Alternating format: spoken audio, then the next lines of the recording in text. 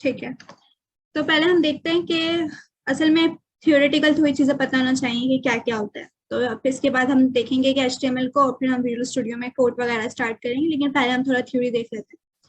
सबसे पहले web development करनी है, हमें कोई वेबसाइट बनानी है, कुछ भी करना है, तो उसके लिए इंटरनेट बहुत इंपॉर्टेंट है, राइट। तो पहले हमें बताना चाहिए कि इंटरनेट क्या होता है। आपको कोई आइडिया इंटरनेट क्या होता है? कि इंटरनेट से हम कोई चीज को सर्च करते हैं और हम वेबसाइट बना सकते हैं इस पर। राइट, ठीक है। तो इंटरनेट क्या है? इंटरनेट असल में a global network of network. हम इंटरनेट के हेल्प से network of network different connectivity कर सकते हैं डिफरेंट कंप्यूटर्स को। असल में कुछ नहीं चाहिए, it's just a bunch of connected computer.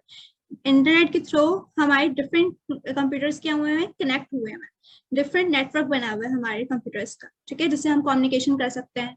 और बाकी सही बताया आपने, हम शेयर कर सकते हैं, हम वेबसाइट बना सकते हैं, देन वेबसाइट को एक्सेस कर सकते हैं, वेबसाइट को हम शेयर कर सकते हैं। ये सारा कैसे हो रहा है? इंटरनेट से हो रहा है। इंटरनेट क्या है? जिसका ओरिजिन है। अगर आप इंटरनेट नहीं होगा तो we can't develop website, we can't share, we can't access, कुछ नहीं हो सकता। तो जब हमारे पास इंटरनेट नहीं था और हमें दो कंप्यूटर्स के बीच में कम्युनिकेशन करनी थी या कोई चीज शेयर करनी थी, तो हम क्या करते थे? हम फिजिकल वायर यूज करते थे, ठीक है। हम जस्ट एक वायर कनेक्ट कर देते थे दो कंप्यूटर के बीच में, और हम शेयर करते थे, कम्युनिकेट करते थे। लेकिन ये बहुत ज्यादा मुश्किल हो जाता है अगर आप वायर यूज कर रहे हो। अगर आपके पास इंटरनेट नहीं है, जो कि पहले होता था, तो आपको बहुत सारी वायर्स की नीड होगी। फिर हर कंप्यूटर दूसरे कंप्यूटर से कनेक्ट होगा। अगर एक कंप्यूटर को 99 कंप्यूटर से कनेक्टिविटी करनी है, शेयर करना है या कम्युनिकेट करना है, तो उसको सारे कंप्यूटर से कनेक्ट करना पड़ेगा, और ये सिस्टम बहुत कॉम्प्लेक्स हो जाएगा, वायर्स ही वायर्स, ठीक है। ये जब था जब हमारे पास इंटरनेट नहीं था। लेकिन जब इंटरनेट आया, राउटर आया, तो हम सिंपल एक राउटर से डिफरेंट कंप्यूटर्स को कनेक्ट करके कोई भी कम्युनिकेशन रिसोर्सेज शेयर करनी है, आप एक्सेस कर सकते थे हम simple with the help of router. और राउटर हमें क्या, इंटरनेट प्रोवाइड करते थे। तो बहुत चीजें आसान हो गई थी इंटरनेट के आने के बाद, आपको वायर्स की नीड नहीं होती थी। तो सिंपल इंटरनेट क्या है? नेटवर्क ऑफ नेटवर्क है। यहाँ पे आपके डिफरेंट नेटवर्क्स हैं, और ये नेटवर्क्स को सबको, ये एक नेटवर्क है, ये इस राउटर से डिफरेंट कंप्यूटर्स कनेक्ट हुए हैं, इस राउटर से हुए हैं। और ये नेटवर्क का भी नेटवर्क है, डिफरेंट नेटवर्क को भी हम कनेक्ट कर सकते हैं एक नेटवर्क से। तो इंटरनेट से ये चीज आसान हो जाती है, जो कि हमें राउटर देता है। इसके अलावा अगर हम देखें, ठीक है, ठीक है। तो इंटरनेट क्या है? Internet is the infrastructure that carries thing. Internet एक इंफ्रास्ट्रक्चर है जो कि क्या क्या थिंग्स कैरी करता है। ईमेल, इंटरनेट की हेल्प से हम ईमेल यूज कर सकते हैं, दे सकते हैं, रिसीव कर सकते हैं, कंपोज कर सकते हैं, सेंड कर सकते हैं। वेब वेब हम बिल्ड कर सकते हैं, फाइल शेयरिंग कर सकते हैं, ऑनलाइन गेमिंग कर सकते हैं, सर्विसेज को स्ट्रीम कर सकते हैं। तो ये सारी चीजें कैसे हो रही हैं? इंटरनेट की हेल्प से हो रही हैं। ये एक इंफ्रास्ट्रक्चर है, ये नेटवर्क ऑफ नेटवर्क है, ठीक है। इंटरनेट की एक रियल लाइफ एग्जांपल अगर हम देखें, तो जैसे एक रोड होता है, ठीक है, पुल है या कोई रोड है, उसमें डिफरेंट व्हीकल्स, कोई कार या कोई चीज जा रही है, वो एक डेस्टिनेशन से एक डेस्टिनेशन मूव कर रही है। अगर वो रोड ना हो बीच में, तो एक चीज दूसरी जगह नहीं जा सकती। तो यहाँ पे रोड कैसा बिहेव क्या कर रहा है? इंटरनेट बिहेव कर रहा है। ये एक चीज को एक जगह पहुंचा रहा है, एक फाइल को एक डेस्टिनेशन से दूसरी डेस्टिनेशन तक पहुंचा रहा है। तो ये एक इंटरनेट के एग्जाम्पल है, एक ऐसा रोड। और हमारे पास जो कार्स जा रही हैं, ये आपकी फाइल्स हो सकती हैं, या आपकी सर्विसेज हो सकती हैं, कुछ भी हो सकता है। तो एक रोड रोड जैसे एज अ मीडियम एक्ट कर रहा है to reach the destination of one car to another. इसी तरीके से इंटरनेट भी यहाँ पे ऐसी एक्ट करता है। तो इंटरनेट हमारे पास एक ग्लोबल नेटवर्क है of interneted computer, interconnected computer that communicate through TCP/IP। अच्छा, TCP/IP क्या है? असल में दो कंप्यूटर्स को आपस में कनेक्ट करना है, तो वो कुछ प्रोटोकॉल्स यूज करेंगे, ठीक है। प्रोटोकॉल कहते हैं रूल्स को, कुछ रूल्स और रेगुलेशंस हमें फॉलो करने होते हैं। जैसे फॉर एग्जांपल, अगर मैं आर्मी में जा रही हूँ, तो मुझे उनके रूल्स रेगुलेशंस फॉलो करने होंगे, वरना वो मुझे निकाल देंगे, ठीक है। तो हर चीज के कुछ प्रोटोकॉल्स होते हैं, कुछ रूल्स होते हैं। अगर एक कंप्यूटर को दूसरे कंप्यूटर से कनेक्ट करना है, तो उनको TCP/IP भी एक असल में प्रोटोकॉल है, वो रूल्स को यूज करते हैं और फिर वो कम्युनिकेट करते हैं आपस में, ठीक। तो नेट इंटरनेट भी इसी पे बेस करता है। ये क्या है? सिंपल नेटवर्क है तमाम डिफरेंट नेटवर्क्स का, ठीक। प्रोटोकॉल्स क्या होते हैं? जस्ट एक रूल्स और रेगुलेशंस होते हैं जो हम फॉलो कर रहे होते हैं। कंप्यूटर्स कौन से प्रोटोकॉल यूज कर रहे होते हैं? TCP/IP। इसके बारे में फिक्र अभी इतनी वो करने की जरूरत नहीं है, जस्ट पता होना चाहिए कि प्रोटोकॉल क्या होता है और हमारे कंप्यूटर कौन से प्रोटोकॉल यूज कर रहे हैं। अगर हम वेब की बात करें, वेब या हम सिंपल बोल सकते हैं वर्ल्ड वाइड वेब, जैसे होता है WWW। हर वेबसाइट पे आपको WWW मिलता है। लेट्स से मुझे गूगल के बारे में देखना है तो मैं www लिखूंगी एंड देन गूगल लिखूंगी एंड देन कॉम लिखूंगी ना। हर वेबसाइट में आपको www लिखता है। ये www क्या है? वर्ल्ड वाइड वेब, या सिंपल हम इसको वेब बोल सकते हैं। इसका क्या पर्पस है? ये URL में क्यों दिख रहा है हमें? हम सिंपल google.com भी सर्च कर सकते हैं, तो ये क्यों है ये www? असल में यहाँ पे क्या होता है? वेब या वर्ल्ड वाइड वेब एक इंफॉर्मेशन सिस्टम होता है where documents and other resources are available over the internet। मतलब इससे हमें पता चलता है कि हम पूरे वर्ल्ड वाइड इस चीज को एक्सेस कर सकते हैं। ये रिसोर्स हमारे पास इंटरनेट पे अवेलेबल है, ठीक है। हम वर्ल्ड के किसी भी कॉर्नर से किसी भी चीज को एक्सेस कर सकते हैं। ये नहीं कि ये एक ही डोमेन में रिस्ट्रिक्ट है कि हम यहीं से इसको एक्सेस कर सकते हैं। वर्ल्ड वाइड है ये, आप इसको यूज कर सकते हो, ठीक है। तो वर्ल्ड वाइड हम इसलिए यहाँ पे www लिखा हुआ होता है हर वेबसाइट से पहले कि पूरी वर्ल्ड वाइड है। गूगल आपको वर्ल्ड में हर जगह मिलेगा, ठीक है। ये नहीं है कि सिर्फ आप पाकिस्तान में इसको देख रहे हो या अमेरिका में आप देख रहे हो, पूरा वर्ल्ड वाइड है, ठीक है। तो इसका मतलब कि आप यहाँ से हमें पता चल रहा है वर्ल्ड वाइड वेब है, ये हर जगह वाइड है, ठीक। इससे हम कहते हैं वेब। और सिंपल एक इंफॉर्मेशन सिस्टम है जिसमें आपके डॉक्यूमेंट्स दूसरे रिसोर्सेज अवेलेबल होते हैं, लेकिन ओवर द इंटरनेट। डॉक्यूमेंट्स क्या? डॉक्यूमेंट्स हम ट्रांसफर करते हैं, एक डॉक्यूमेंट आपको दूसरे डॉक्यूमेंट ट्रांसफर करना है तो हम HTTP यूज करते हैं, ठीक है। तो यहाँ पे TCP/IP था, ये प्रोटोकॉल था। जब दो कंप्यूटर को कनेक्ट करना होना है आपस में तो वो TCP/IP प्रोटोकॉल यूज करेंगे। लेकिन जब हमें एक डॉक्यूमेंट को दूसरे डॉक्यूमेंट ट्रांसफर करना है तो हम कौन सा प्रोटोकॉल यूज करेंगे? HTTP। अभी HTTP क्या होता है? HTTP की फुल फॉर्म क्या है? Hyper text transfer protocol. ये भी एक प्रोटोकॉल है। प्रोटोकॉल का मतलब रूल्स रेगुलेशंस, कि आप ये फॉलो कर रहे हो। अगर आपको एक डॉक्यूमेंट को दूसरी जगह ट्रांसफर करना है तो we have to use the rule, we have to use the protocol which is called HTTP, ठीक है। तो इसकी फुल फॉर्म क्या होती है? Hyper text transfer protocol. H for hyper, T for transfer, T for text and P for protocol। अब जैसे कोई भी वेबसाइट है, हर जगह आपको एक तो www जरूर दिखेगा, URL है, ठीक है। ये हर वेबसाइट का URL है, इसे कहते हैं यूनिफॉर्म रिसोर्स लोकेटर, जो आपको यहाँ दिखता है। आपको कोई वेबसाइट खोलनी है, आपको कोई वेबसाइट शेयर करनी है, तो आप क्या दोगे उसको? उस वेबसाइट का क्या देंगे हम? URL देंगे। क्या आप ये लो URL, जैसे www.google.com लिखो, आपको वो गूगल की वेबसाइट खुल जाएगी, ठीक। तो इस URL में www में बता दिए क्या होता है। अब HTTP, जैसे HTTP दिखता नहीं है लेकिन ये होता है यहाँ पे .// इस तरह से मैं गूगल को सर्च कर सकती हूँ, या सिंपल google.com भी लिख सकती थी मैं, google.com। तो यहाँ पे जो हमें HTTP दिख रहा है ना, ये देखो यहाँ अभी मैंने बताया कि HTTP क्या है? प्रोटोकॉल है। वेबसाइट ये प्रोटोकॉल यूज कर रही है और ज्यादातर हर वेबसाइट यूज करती है। अगर वेबसाइट के पीछे यहाँ ये नहीं लिखा हो कि HTTP, इसका मतलब हम इस वेबसाइट को शेयर नहीं कर सकते, हम इस वेबसाइट को देख ही नहीं सकते, ठीक है। अभी हम काम करेंगे, हम HTML पे काम करेंगे, हम अपनी मशीन पे काम करेंगे, उसमें HTTP नहीं होगा, तो इसका मतलब मैं उस वेबसाइट को बस खुद ही देख सकती हूँ या अपनी मशीन में मैं किसी को दिखा सकती हूँ, लेकिन ये नहीं कि कोई और यूजर अपनी मशीन में नहीं देख सकता, क्योंकि HTTP नहीं होगा, ठीक है। अगर HTTP होता है तो उसका मतलब मैं अपनी वेबसाइट को शेयर कर सकती हूँ, कोई भी एक्सेस कर सकता है उस वेबसाइट को। तो इस HTTP से क्या पता चल रहा है कि ये मेरी वेबसाइट क्या कर रही है? इस प्रोटोकॉल को यूज कर रही है, विच इज HTTP। और इसका मतलब मैं इस वेबसाइट को क्या कर सकती हूँ? शेयर कर सकती हूँ, ठीक है। ये शेयरेबल वेबसाइट है। इसके अलावा यहाँ पे HTTP के साथ एक S भी लगा हुआ है। मैंने तो आपको HTTP के बारे में बताया, राइट? कोई आइडिया यहाँ पे S क्यों लगाया यहाँ पे HTTP की बात?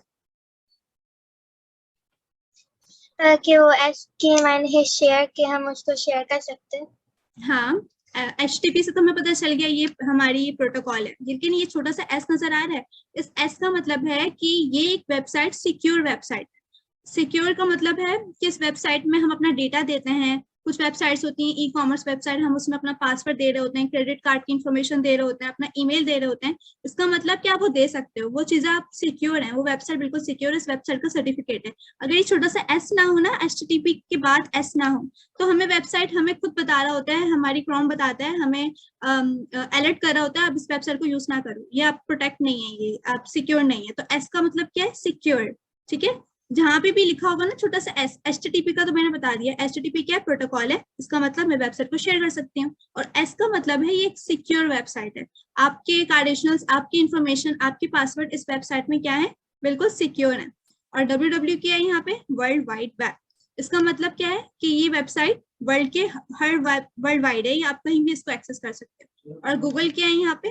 गूगल सिंपल नेम है वेबसाइट का, ठीक है। और कॉम आपकी जो है वो लास्ट में जो है वो एक्सटेंशन आ जाती है। ठीक है, तो मैंने HTTP बता दिया। क्या होता है HTTP? HTTP is the hypertext transfer protocol. Protocol means a rule, and Yes. and it means that we can share anything. We can share anything, and if there's the S means that it is secure.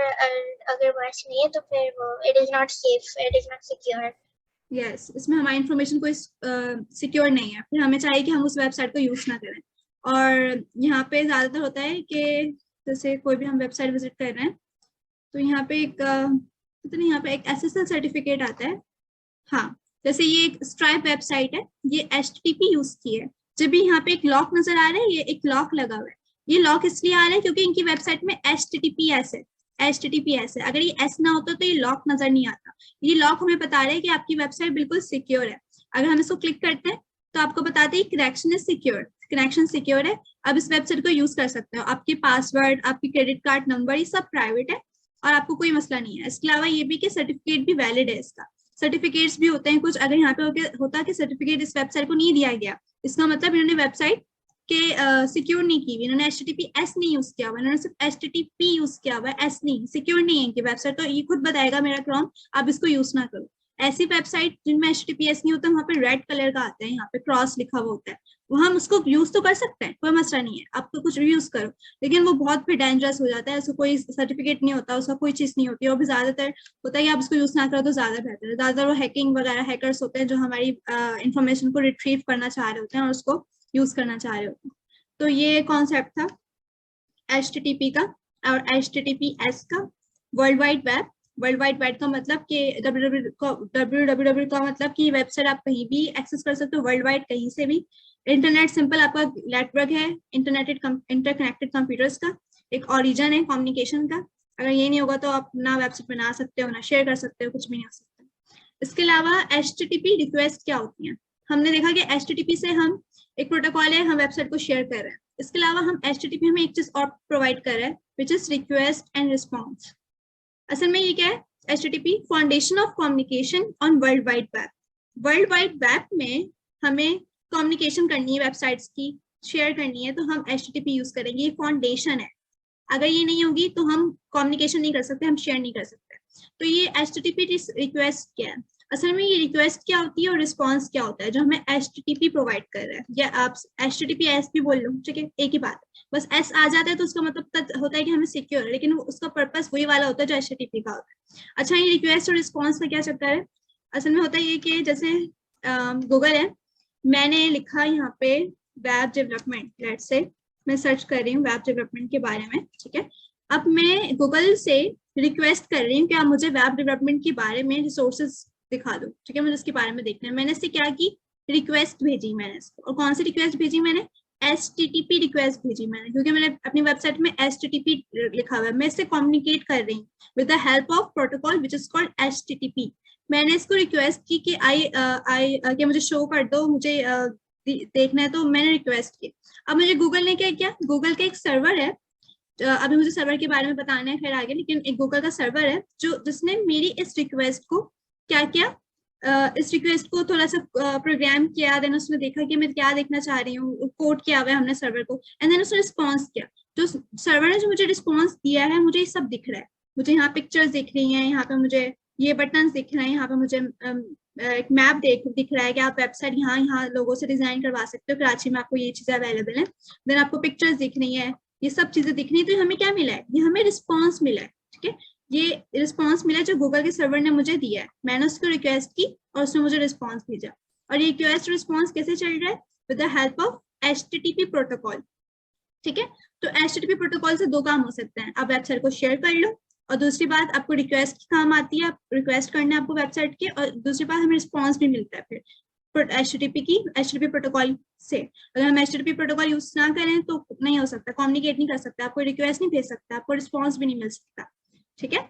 तो यहाँ पे आप इसलिए आपकी website में हर जगह HTTP लिखा हुआ होता है, HTTP या HTTPS लिखा हुआ होता है, और ये बहुत इंपॉर्टेंट है, ठीक है।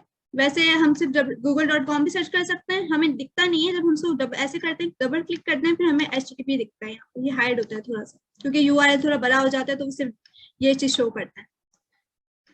इसके अलावा ठीक है, मैंने बता दिया, ये वेबसाइट्स की कम्युनिकेशन की फाउंडेशन है, इसको हम हाइपरटेक्स्ट ट्रांसफर प्रोटोकॉल बोलते हैं। इसके अलावा रिक्वेस्ट हम भेजते हैं अपनी वेबसाइट को, फिर हमें रिस्पांस मिलता है, और रिक्वेस्ट रिस्पांस कैसे हम कर रहे हैं, क्यों हो रहा है, इसके पीछे कौन है, HTTP है। HTTP की हेल्प से हम रिक्वेस्ट एंड रिस्पांस हमें मिलता है, हम रिक्वेस्ट भेजते हैं एंड देन हमें रिस्पांस मिलता है। अच्छा, वेब सर्वर क्या होता है, कोई आइडिया आपको? In a web server, it is like a communication system with other people on the internet. Web server क्या है, अगर हम इसकी डेफिनेशन देखें, क्या क्या लिखा हुआ है, a computer that can satisfy request on a web. अब मैं कोई भी चीज सर्च कर रही हूँ गूगल पे, या कोई भी आपकी वेबसाइट है, मैं उसको रिक्वेस्ट भेज रही हूँ, जो जो उस रिक्वेस्ट को सेटिस्फाई कर रहा है, जो मुझे रिस्पॉन्स दे रहा है, जो उस चीज को देख रहा है कि मैंने क्या रिक्वेस्ट दी है, फिर उसको क्या देना है, उसके पीछे जो काम चल रहा है, वो सारा काम कौन कर रहा है, वो वेब सर्वर कर रहा है। सर्वर एक कंप्यूटर की तरह होता है, बल्कि हमारा कंप्यूटर, अगर हम देखें, हमारे कंप्यूटर में जो सॉफ्टवेयर रन है, वो भी एक सर्वर ही है। ठीक है, जैसे मैं ये फाइल क्लोज कर रही हूँ, ये रिक्वेस्ट दे रही हूँ, क्या इसको मिनिमाइज कर दो, तो ये चीज मुझे करके कौन दे रहा है, मेरा सर्वर मुझे करके दे रहा है। ठीक है, जो चीज करके देता है वो सर्वर होता है, मैं सिर्फ रिक्वेस्ट कर रही हूँ, मुझे नहीं पता पीछे का कि कौन उसको देख रहा है, मेरी रिक्वेस्ट को सेटिस्फाई कौन कर रहा है, उसको कौन कोड कर रहा है, कौन प्रोग्राम कर रहा है, वो पीछे सर्वर कर रहा होता है हमारा। ठीक है, तो वेब सर्वर सिंपल एक कंप्यूटर है, जो हमारी वेब पे जो हम रिक्वेस्ट करते हैं उसको सेटिस्फाई करता है, हमें वो चीज करके देता है। जैसे यहाँ पे एक स्लाइड में एक एग्जांपल है, मैं कंप्यूटर हूँ, मैं खुद कंप्यूटर हूँ, मैं यूजर हूँ, मैंने बोला hello Reddit please give me r/chickens। Reddit let's say एक वेबसाइट का नाम है, मैं उससे बोल रही हूँ कि मुझे चिकन्स के बारे में इंफॉर्मेशन दे दो। तो यहाँ पे ये चीज क्या है, ये सर्वर है, ये सर्वर है जो कि कोड क्या हुआ है। हम वेबसाइट में हम सर्वर भी बनाते हैं। ठीक है, तो सर्वर ने क्या बोला, ओके, सर्वर ने क्या बोला, ओके, मैं आपको क्या कहते हैं, जो आपने मुझसे मांगा मैं आपको दे दूंगा। तो हमें दे कौन रहा है चीजें, पीछे से सर्वर दे रहा है। हर वेबसाइट का सर्वर होता है, गूगल का भी अपना सर्वर है, फेसबुक का अपना सर्वर है, राइट, दराज का अपना सर्वर है। सर्वर ज्यादा मुश्किल, बैक एंड मतलब सर्वर जो होता है ज्यादा मुश्किल होता है as compare to front end, क्योंकि सर्वर में आप कोड करते हो, आप रिक्वेस्ट को सेटिस्फाई कर रहे होते हो। हाँ, वो डिसाइड कर रहा होता है कि इसने मुझे रिक्वेस्ट भेजी है, तो मुझे क्या दिखाना चाहिए, मुझे इमेजेस दिखानी है, मुझे वीडियोस दिखानी है, मुझे क्या दिखाना है, वो सारा काम सर्वर का होता है। सर्वर सोच रहा होता है, सर्वर देख रहा होता है, सर्वर हमें बताता है। तो सर्वर ने क्या किया, लेट से अगर मैंने ये बोला कि पहले तो मैंने बोला r/chickens, लेकिन मैंने कुछ और लिखा तो सर्वर को समझ नहीं आ रहा, तो जरूरी नहीं कि सर्वर आपको वो बिल्कुल ठीक चीज दिखाए। अगर सर्वर को वो चीज समझ नहीं आएगी जो मैंने कोड नहीं किया हुआ, ठीक है, जो कुछ समझ नहीं आएगा, तो मुझे वो ऐसे भी रिस्पॉन्स दे सकता है कि I am terribly sorry but I don't know you are what talking about, कि आप किस चीज के बारे में पूछ रहे हो, क्योंकि उसने पूछी ये अजीब सी चीज है। ठीक है, तो वो हमें एरर दे देगा, ज्यादातर हमें एरर्स नजर आते हैं, 404 error, not available, and web server सुना होगा कि वेब सर्वर हैवी हो गया वेबसाइट का, तो ये सारा सर्वर का काम होता है। जैसे मैं गूगल है यहाँ पे, ठीक है, मैंने कैट के बारे में सर्च किया, तो ये मुझे जो इसने ये सारा जो मुझे चीजें मिली हैं, ये पिक्चर्स मिली हैं, ये किसने रिटर्न की है मुझे, ये गूगल के सर्वर ने रिटर्न की है। गूगल के सर्वर ने जो है वो गूगल के सर्वर में मैंने कोड हुआ है, उसने ऐसी लॉजिक लगाई हुई है कि मैं जब कैट के बारे में सर्च करूँ तो सर्वर मुझे ये चीज रिटर्न करते हैं, यहाँ पे पिक्चर्स आएंगी, यहाँ पे वीडियोस आएंगी, यहाँ पे सब लिखा हुआ होगा, तो ये सब सर्वर डिसाइड करता है, सर्वर हमें रिटर्न बैक करता है, हमारी रिक्वेस्ट को सेटिस्फाई करता है। तो सर्वर का वर्क बहुत ज्यादा इंपॉर्टेंट है। लेकिन अगर मैं कोई ऐसी चीज सीखूं जो जो अजीब सी चीज जो सर्वर को समझ नहीं आएगी, तो सर्वर मुझे क्या रिटर्न करेगा कि डिडंट मैच एनी रिक्वायरमेंट, तो मुझे सजेशंस भी दे रहा है। तो ये सारा काम सर्वर में कोड हुआ है। ठीक है, मैंने सर्वर बनाया हुआ है, गूगल का अपना सर्वर है जो खुद बोल रहा है कि इस चीज पे ये रिटर्न हो, इस चीज पे ये रिटर्न हो। तो यहाँ पे सर्वर यहाँ पे इंपॉर्टेंट होता है। समझ आया सर्वर क्या होता है, वेब सर्वर? हेलो, आवाज आ रही है? मुझे आ रही है आवाज। अच्छा, ठीक है, तो मैं सर्वर के बारे में बता रही थी, मैंने कुछ बता दिया था या डिस्कनेक्ट हो गया था? मैं आपको बोल रही थी कि अगर कोई कि अगर हम कोई रैंडम वाली चीज बता रहे तो फिर वो वेब सर्वर को समझ नहीं आएगा हाँ कि क्या ठीक है, बोल रहे। सही है। तो असल में वेब सर्वर होता है क्या है?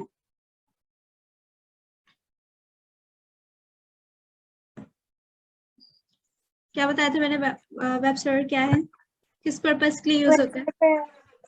वेब सर्वर एक कंप्यूटर होता है जिससे वो रिक्वेस्ट, अगर हम कोई रिक्वेस्ट करें तो फिर वो रिस्पॉन्स दे रहे हैं। हाँ बिल्कुल ठीक है, सही है। तो मैंने सर्वर का बता दिया। देन क्लाइंट, क्लाइंट क्या होता है? क्लाइंट एक्चुअली हमारा computer as a client act कर रहा होता है, जो रिक्वेस्ट भेज रहा होता है सर्वर को, ठीक है। तो क्लाइंट भी, जैसे सर्वर एक कंप्यूटर था तो क्लाइंट भी कंप्यूटर है। और क्लाइंट क्या है? कंप्यूटर है दैट एक्सेस अ सर्वर।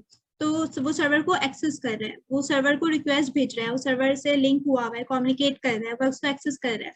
तो क्लाइंट क्या है? एक कंप्यूटर है दैट एक्सेस अ सर्वर, ठीक है। वो सर्वर को यूज कर रहा है, उसे वो रिक्वेस्ट भेज रहा है। जैसे इस पिक्चर में कंप्यूटर जो है वो बोल रहा है hello Reddit please give me chicken. तो ये मेरा क्या है? ये क्लाइंट है, ठीक है। कंप्यूटर मेरा क्लाइंट है।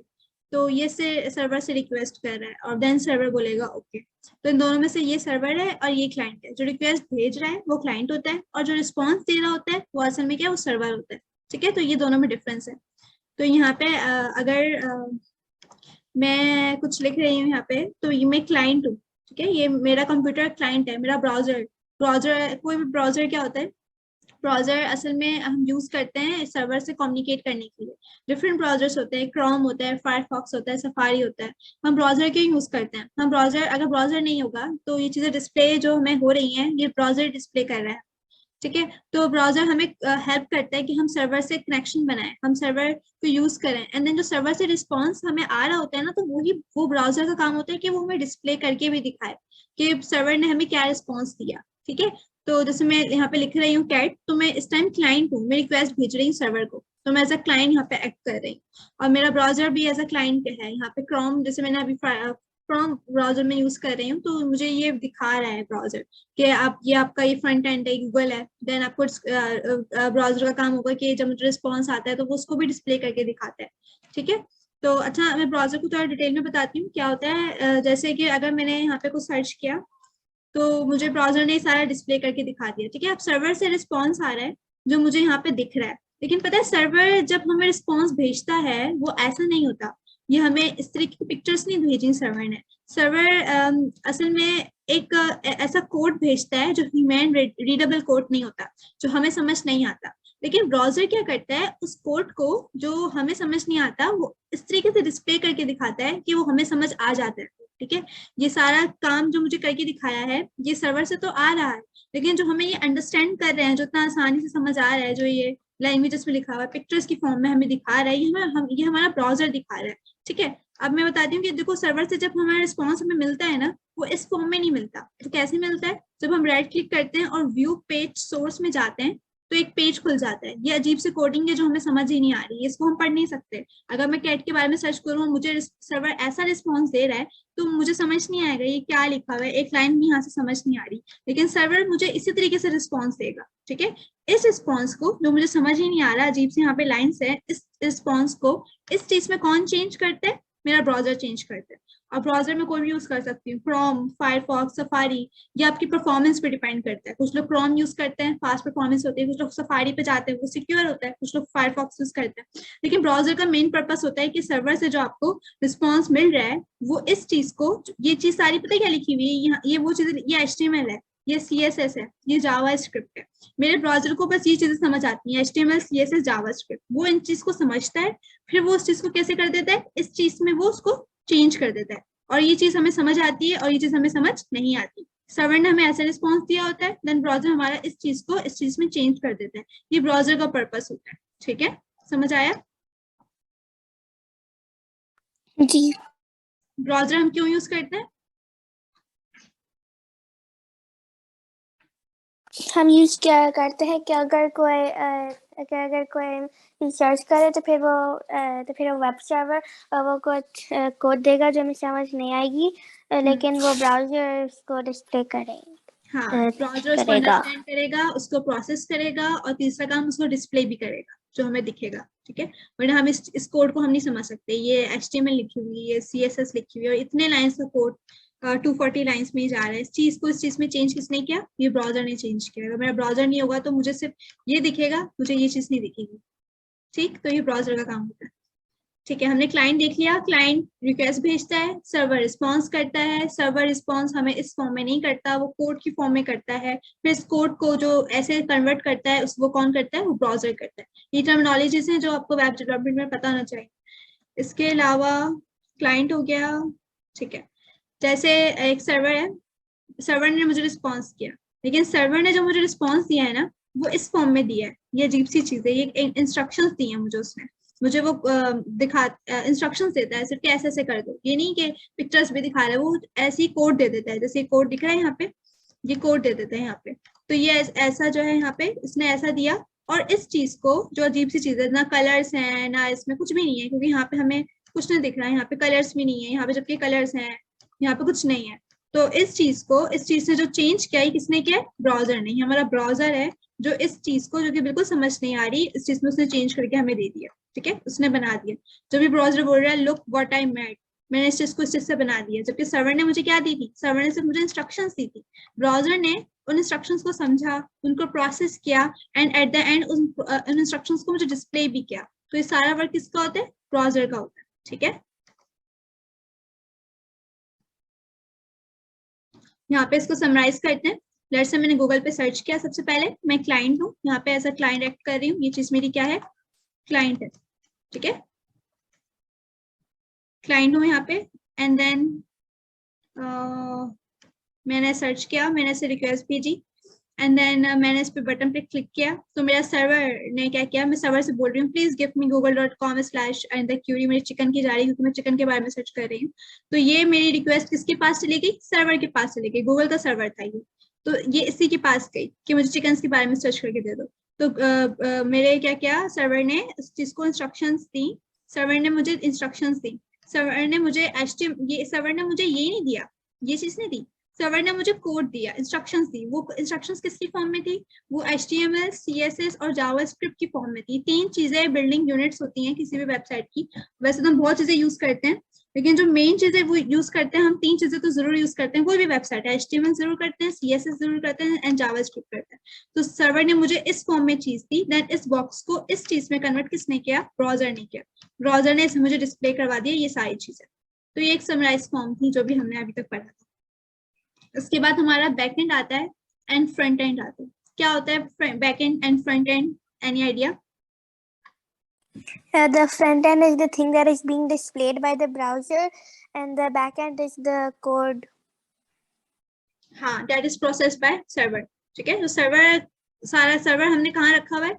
हमने सर्वर बैकएंड पे रखा हुआ है, क्योंकि मुझे सर्वर तो नहीं दिख रहा, मुझे सर्वर यूजर को नहीं दिखाना, वो तो परेशान हो जाएगा, क्योंकि सारा कोड है सर्वर पे, तो वो चीजें समझ ही नहीं आनी हमें। वो हमने बैकएंड पे रखी हुई है। जो हमें दिखाना नहीं होता, जो हम हाइड करके रखते हैं, वो बैकएंड पे रखते हैं। जो हमने डिस्प्ले करवाना होता है, जिससे हमें यूजर का इंटरेक्शन होता है हमारा सर्वर से, वो फ्रंट एंड होता है। ठीक है, तो अगर हम सिंपल से एग्जांपल दें, अगर हम रेस्टोरेंट में जाते हैं तो हमने कोई ऑर्डर देते हैं, तो खाना वो हमारे सामने नहीं पका रहा होता, ठीक है, कुक नहीं कर रहा होता, वो किचन में जाता है। तो किचन में जो प्रोसेसिंग चल रही है वो बैकएंड हो रहा है, वो हमें दिख नहीं रहा। लेकिन जब हमारे पास सामने जब हम आ जाता है हमारा ऑर्डर, तो वो हमें दिख रहा होता है, वो हमारा फ्रंट एंड होता है। ठीक है, हम उसको एक्सेस कर सकते हैं। तो बैकएंड में हम वो चीजें रखते हैं जो हमें हाइड करनी होती है यूजर से, ठीक है, जिससे हमें प्रोसेस करनी होती है। और फ्रंट एंड में हम डिस्प्ले करते हैं कि आपने मुझे रिक्वेस्ट भेजी थी, मैंने रिस्पॉन्स में मैं आपको ये दिखा रही हूँ, ये आपका फ्रंट एंड है। ठीक है, तो front end and back and इसकी भी काफी इंपॉर्टेंस है। जैसे वेबसाइट है, अगर हम कोई देखें, यहाँ पे एक स्ट्राइप वेबसाइट है यहाँ पे, तो ये मेरी वेबसाइट का फ्रंट एंड है। और फ्रंट एंड आपका अच्छा बना होना चाहिए, ठीक है, बैक एंड तो अच्छा होना चाहिए, लेकिन उससे ज्यादा आपका फ्रंट एंड ज्यादा अच्छा होना चाहिए। फ्रंट एंड इसलिए आपका अच्छा होना चाहिए क्योंकि यूजर जब आपकी वेबसाइट को यूज कर रहा है, तो उसको मसले ना आए, वो परेशान ना हो जाए, उसको समझ आए कि ये यहाँ पे इससे ये होगा, मैं इसको क्लिक करूँ, उसको इंस्ट्रक्शंस मिले। अगर आप फ्रंट एंड आप बहुत मुश्किल बना दोगे, यूजर परेशान हो जाएगा कि किस चीज को क्लिक करूँ, कौन सा बटन दबाओ, ये क्यों नहीं हो रहा, ये नहीं हो रहा, तो उसे समझ नहीं आएगा, वो वेबसाइट लीव कर देगा, आपकी वेबसाइट की परफॉर्मेंस जो है वो डाउन हो जाएगी। ठीक है, ये मसला आ जाता है। तो आपको फ्रंट एंड अच्छा हो कि यूजर आराम से इंटरेक्ट कर सके सर्वर से, सर्वर भी अच्छा हो। सर्वर आप होता है कि कुछ वेबसाइट्स के सर्वर हैवी हो जाते हैं, काफी सुना होगा, काफी कॉलेज के रिजल्ट्स आते हैं, यूनिवर्सिटी के आपके रिजल्ट्स आते हैं, तो उस दिन सुनने में आता है कि सर्वर हैवी हो गया वेबसाइट का। तो सर्वर हैवी से मतलब ये होता है कि लोग एक चीज की रिक्वेस्ट बहुत भेज रहे हैं, कि रोल नंबर अपना टाइप कर रहे हैं, बहुत सारे लोग उस टाइम पे एट अ टाइम एक ही टाइम पे बहुत सारे लोग रिक्वेस्ट भेज रहे हैं कि मुझे भी दिखा दो, मुझे भी दिखा दो, मुझे भी दिखा दो। सर्वर क्या होता है, सर्वर इतनी रिक्वेस्ट को हैंडल नहीं कर पाता, ठीक है, वो हैवी हो जाता है। हैवी हो जाता है तो आपकी वेबसाइट पे लिखा हुआ आता है 404 error, not available, try any time, don't, इस तरीके से आपको मैसेजेस दिखा रहा होता है, ठीक है। तो सर्वर भी हैवी हो जाता है, लेकिन आपको ऐसा सर्वर बनाना चाहिए जबकि साइमल्टेनियस रिक्वेस्ट को जो है हैंडल कर सके आराम से, हैवी ना हो। और फ्रंट एंड आपको ऐसा बनाना चाहिए कि फ्रंट एंड यूजर को समझ आए कि करना है क्या है। जैसे यहाँ पे मुझे पता चल रहा है कि फर्स्ट नेम मुझे लिखना है, अगर यहाँ पे लिखा पीछे नजर ना होता फर्स्ट नेम, तो मुझे क्या पता कि यहाँ पे क्या लिखना था। तो मुझे इंस्ट्रक्शंस मिल रही है, मैं इसको लिखूंगी, इसको लिखूंगी, एंड देन यहाँ पे मैं क्लिक करूंगी तो मुझे समझ आ जाएगा। एंड देन जैसे मैंने कुछ भी यहाँ पे टाइप किया, तो यहाँ पे मुझे रिस्पॉन्स मिल रहा है कि ये सर्वर मुझे बोल रहा है कि first name is required, first name required है, लास्ट नेम रिक्वायर्ड है, तो मुझे रिस्पॉन्स दे रहा है, मुझे इंस्ट्रक्शंस दे रहा है सर्वर, और मुझे फिर डिस्प्ले हो रही है। तो यहाँ से सर्वर से मुझे रिस्पॉन्स मिल रहा है कि आप ये चीज हम छोड़ नहीं सकते, साइट इज रिक्वायर्ड है, ठीक है। तो ये ऐसा फ्रंट एंड होता है वेबसाइट का, पीछे इसका सर्वर है, सर्वर होता है जो कि हमें देखते नहीं, दिखता नहीं है, वो उनका अपना सर्वर होता है, जो उन्होंने डेटाबेस होता है, डेटाबेस में वो अपनी इंफॉर्मेशन स्टोर करके रखते हैं कि ये चीज अगर हम इस चीज की डिमांड करें तो हमें ये चीज मिल जाए, ठीक है। सारा वो अपना डेटाबेस में रखते हैं और फिर अपना सर्वर को कनेक्ट करते हैं, और ये आपकी ये जो है वेबसाइट का ये फ्रंट एंड होता है। तो फ्रंट एंड और बैक एंड में ये फर्क है, बैक एंड में सर्वर होता है, फ्रंट एंड में यूआई यूजर इंटरफेस होता है। User interface UI, user interface मतलब जिससे यूजर सर्वर से इंटरेक्शन कर सके और कोई मसला ना हो। आपका यूजर इंटरफेस अच्छा बनाना चाहिए कि कॉम्प्लेक्स ना हो, डिफरेंट आप कलर्स यूज ना करें, मतलब कुछ लोग होते हैं वेबसाइट को गोला गंडा बना देते हैं, डिफरेंट कलर्स यूज कर रहे होते हैं। आप अपनी वेबसाइट को डिसेंट रखो, उसके इंस्ट्रक्शंस हों कि यहाँ से ये काम करना ताकि यूजर को परेशानी ना हो, ठीक है। तो सिंपल डिसेंट वेबसाइट से अच्छी लगती हैं, लेकिन पता हो उसे क्या करना है, वो परेशान ना हो जाए वो वेबसाइट देखे। तो इसके अलावा आपकी वेबसाइट रिस्पॉन्सिव हो, रिस्पॉन्सिव का मतलब ये है कि डिफरेंट प्लेटफॉर्म में आपकी वेबसाइट वर्क करे। ऐसा नहीं कि आपकी वेबसाइट सिर्फ लैपटॉप में वर्क कर रही है, टैबलेट में कुछ और दिख रहा है, ये चीज यहाँ जा रही है, जैसे अभी ये ऐसी थी, ठीक है, तो ये जब मैंने छोटा किया तो ये चीज बीच में आ गई, तो इसका मतलब ये मेरी वेबसाइट रिस्पॉन्सिव है, ये मोबाइल में भी सही चलेगी, मैं इसको छोटा करूंगी अभी भी सही दिख रही है, अभी भी ठीक दिख रही है, लैपटॉप में भी ठीक दिख रही है। तो आपका फ्रंट एंड रिस्पॉन्सिव हो, फ्रंट एंड आपका डिसेंट हो, फ्रंट एंड के कलर्स अच्छे हो, फ्रंट एंड के इंस्ट्रक्शंस अच्छे हो, तो ये बहुत ज्यादा इंपॉर्टेंट होता है, ठीक है, सही है। तो जैसे यहाँ पे फ्रंट एंड क्या होगा और बैक एंड क्या होगा, अगर हम देखें डिफ्रेंशिएट करें, तो मैंने गूगल पे सर्च किया तो मुझे जो जो चीज दिख रही है, जैसे जैसे मैं इंट्रैक्शन कर रही हूँ, तो मुझे अब ये चाहिए, तो ये मेरा फ्रंट एंड है, ठीक है, ये मेरा फ्रंट एंड है। एंड देन जो मुझे रिस्पॉन्स मिल रहा है और जो मैं देख रही हूँ असल में, वो ये भी क्या है, ये फ्रंट एंड है। लेकिन फिर बैक एंड क्या होगा, बैक एंड सर्वर है, जो इंस्ट्रक्शंस हैं जो हमें दिख ही नहीं रही, जो उन चीज को प्रोसेस कर रहा है, वहां आपका डेटाबेस आ जाएगा, वहां आपकी ये सर्वर आ जाएगा, इंस्ट्रक्शंस को प्रोसेसिंग हो रही है, एंड देन हमें रिस्पॉन्स मिल रहा है, वो भी आपके फ्रंट एंड में आ जाएगा। तो ये डिफरेंस होता है front end and back and में, ठीक है, समझ आ गया जी। सही। इसके बाद हाँ, इसके बाद हमें कंपोनेंट्स देखने कुछ, HTML, CSS, जावास्क्रिप्ट। अच्छा, इसके अलावा मैं बताना चाह रही थी कि वेब डेवलपमेंट असल में होती क्या है, कोई आइडिया व्हाट वेब डेवलपमेंट क्या है, एक सिंपल डेफिनेशन में हम उसको समराइज करें तो? कि वो वेब डेवलपमेंट हम वो वेबसाइट्स बना सकते हैं, वो वेब पर, इंटरनेट पर, और या गूगल पर या कोई भी ब्राउजर पर, और उसको शेयर कर सकते हैं, और फिर वो वेब डेवलपमेंट क्या है? Web development is a word involve in developing a website for the internet, ठीक है। हम सिंपल एक वेबसाइट डेवलप कर रहे हैं, this is all about web development. और वेब डेवलपमेंट में हम कुछ भी वेबसाइट डेवलप कर रहे हैं, तो वो एक स्टैटिक पेज भी हो सकता है, या वो एक कॉम्प्लेक्स वेब एप्लीकेशंस भी हो सकती हैं। स्टैटिक का मतलब क्या होता है? स्टैटिक का मतलब होता है वो चीज जो स्टैटिक है, रुकी हुई है, ठीक है, वो सिर्फ हम शो कर रहे हैं, उससे हम इंटरेक्शन नहीं कर सकते। जैसे लेट्स से अगर मैं स्टैटिक वेबसाइट की एग्जांपल दूं, स्टैटिक से क्या मुराद है, जैसे विकिपीडिया, अगर मैं इसको सर्च करूं, लेट्स से मैं कैट्स के बारे में सर्च कर रही हूँ और यहाँ पे मुझे विकिपीडिया मिल जाएगा, हाँ ये रहा, ठीक है। तो ये विकिपीडिया भी एक वेबसाइट है, wikipedia.org। तो मैं सिर्फ ये एक रीडेबल डॉक्यूमेंट है, मैं इसको सिर्फ पढ़ सकती हूँ। मैं इस वेबसाइट के साथ और क्या कर सकती हूँ, मैं कुछ भी नहीं कर सकती। यहाँ पे मैं कुछ मतलब कोई चीज मैं रिक्वेस्ट नहीं भेज रही, मैं किसी चीज की मैं रिस्पॉन्स मिल रहा, मैं कोई मेरी ईमेल नहीं जा रही, इसमें कोई मेरा नेम नहीं जा रहा, जस्ट मैं इसको मैं इंफॉर्मेशन रिलेटेड वेबसाइट है, ये स्टेटिक है, ठीक है, बिल्कुल रुकी हुई है, मतलब कुछ मैं इसके साथ नहीं कर सकती। तो कुछ वेबसाइट्स होती हैं जो कि ऐसी भी होती हैं, सिंपल स्टैटिक वेबसाइट्स होती हैं, कुछ होती हैं डायनामिक होती हैं। डायनामिक का मतलब जिसमें जैसे दराज की वेबसाइट है वो डायनामिक वेबसाइट है। अब उसमें क्या करते हैं, हमारे ऑर्डर्स आते हैं, हम देन ऑर्डर की रिक्वेस्ट भेजते हैं, डिफरेंट चीजें रिव्यूज होती हैं, पता नहीं और भी बहुत चीजें होती हैं, वो डायनामिक वेबसाइट्स हैं। वो बहुत कॉम्प्लिकेटेड वेबसाइट्स होती हैं।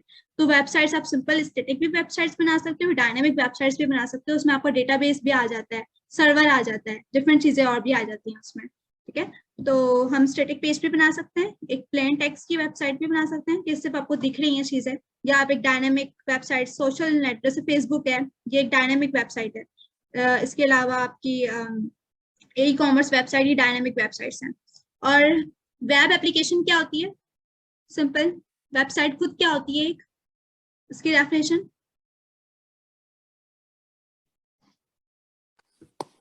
A website is used by the HTTPS, and we can share documents, or we can share documents, and we can also give information. We can share things with other devices or computers. Web application simple या website या web app एक ही बात है। क्या होता है कि एक सॉफ्टवेयर है या प्रोग्राम है जो कि हम एक्सेस कर सकते हैं अपने ब्राउजर से।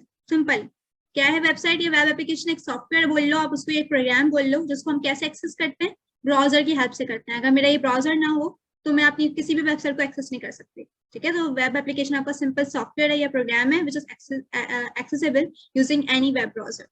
अच्छा, हम क्यों वेबसाइट बना रहे हैं, इतने कोर्सेज होते हैं वेब डेवलपमेंट के, इसके अलावा क्या इंपॉर्टेंस है, क्या जरूरत है वेबसाइट, क्यों पढ़ रहे हैं हम इसको, क्या पर्पस है इसका, इसकी इंपॉर्टेंस क्या है, any idea? If we want to share anything with some other computers, we can make a website. Share तो हम or give any information. Share तो हम कोई फाइल भी कर सकते हैं। वेबसाइट बनाने का क्या पर्पस है, ये आपको इतनी वेबसाइट दिखती हैं, दराज की है ये, और भी क्यों बनाते हैं? जैसे होता है ना कि बिजनेस स्टार्ट करते हैं तो सबसे पहले हम ये सोचते हैं कि कोई मैंने रेस्टोरेंट बनाया तो मैं सोचती हूँ कि मुझे वेबसाइट बनानी चाहिए। तो क्यों बनाती हूँ मैं? रेस्टोरेंट तो मेरा चल सकता है बगैर वेबसाइट बनाए भी, तो हम क्यों बना रहे हैं वेबसाइट उसकी?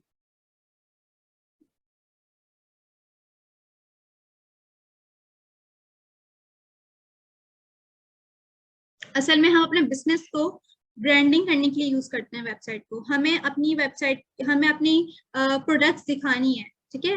हम चाहते हैं कि कोई हमारी वेबसाइट को कोई विजिट करे तो मैं उसको पूरा समराइज करके बता दूं कि भाई हमारे बिजनेस में ये प्रोडक्ट्स मिलती हैं, इसके बारे में इंफॉर्मेशन, एंड देन आप उसको ऑर्डर कर सकते हो, ठीक है। तो इन पर्पसेस के लिए यूज होती है, आपकी वेबसाइट आपकी बिजनेस की परफॉर्मेंस को इनहेंस करने के लिए, ठीक है, और आपके विजिटर्स को इन्फॉर्म करने के लिए कि भाई हमारा ये बिजनेस है, ठीक है, हमने ये स्टार्ट किया है। इसलिए लोग क्या करते हैं, वेबसाइट्स बनाते हैं, सही है कि वो ज्यादा से ज्यादा यूजर्स को अट्रैक्ट करें अपने बिजनेस की तरफ, अपने जो उन्होंने स्टार्ट किया है, ठीक है, ताकि लोगों को पता हो कि ये एक चीज है, ये यहाँ होती है। जैसे कराची में यहाँ पे इधर मलीर में एक रेस्टोरेंट है, वो वेबसाइट में लोकेशन डाली जाती है, फोन नंबर डाला जाता है, प्रोडक्ट्स की इंफॉर्मेशन देते हैं।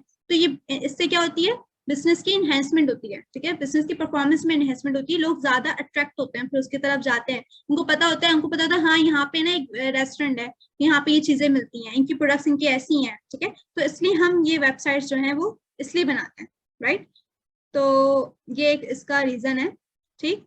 और हम वेब डेवलपमेंट क्यों कर रहे हैं, हमने वेबसाइट्स बनाना सीख ली, वेबसाइट्स बनाना हमने सीख ली तो हम डिफरेंट चीजें कर सकते हैं। फिर हम वेबसाइट्स बनाने के बाद बहुत सारी चीजें, या तो आप सिंपल किसी को टीच कर लो, आप फ्रीलांसिंग प्रोजेक्ट्स कर सकते हैं वेबसाइट्स बनाने के साथ, या अपना कोई ट्रेनिंग इंस्टीट्यूट स्टार्ट कर सकते हैं, हम अपना वर्क फ्रॉम होम कर सकते हैं, हम डिफरेंट लोगों को वेबसाइट बना के दे सकते हैं, ठीक है।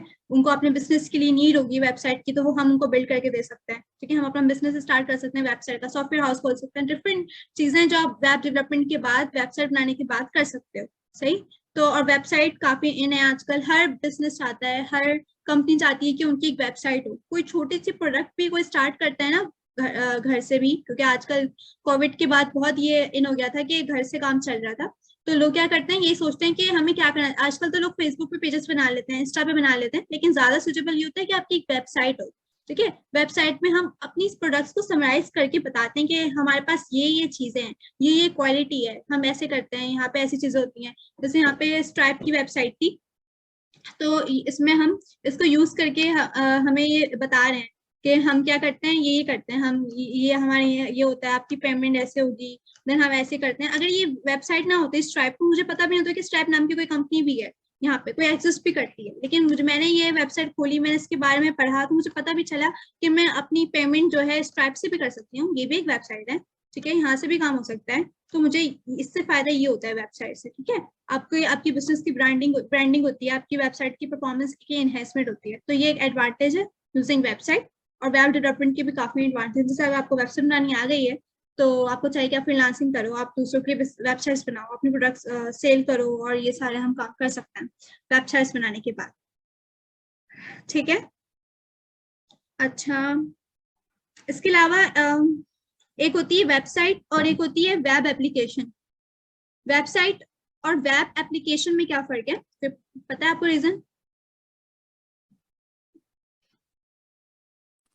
A web application is something which you can transfer anything.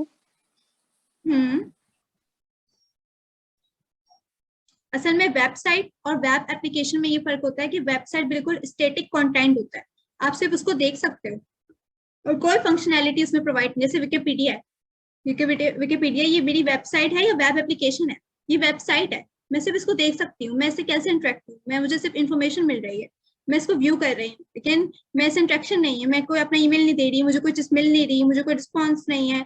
ठीक है, तो ये मेरी वेबसाइट है। लेकिन वेब एप्लीकेशंस क्या होती हैं, वेब एप्लीकेशंस में डिफरेंट फंक्शनैलिटीज भी होती हैं, वो डायनामिक होती हैं web application.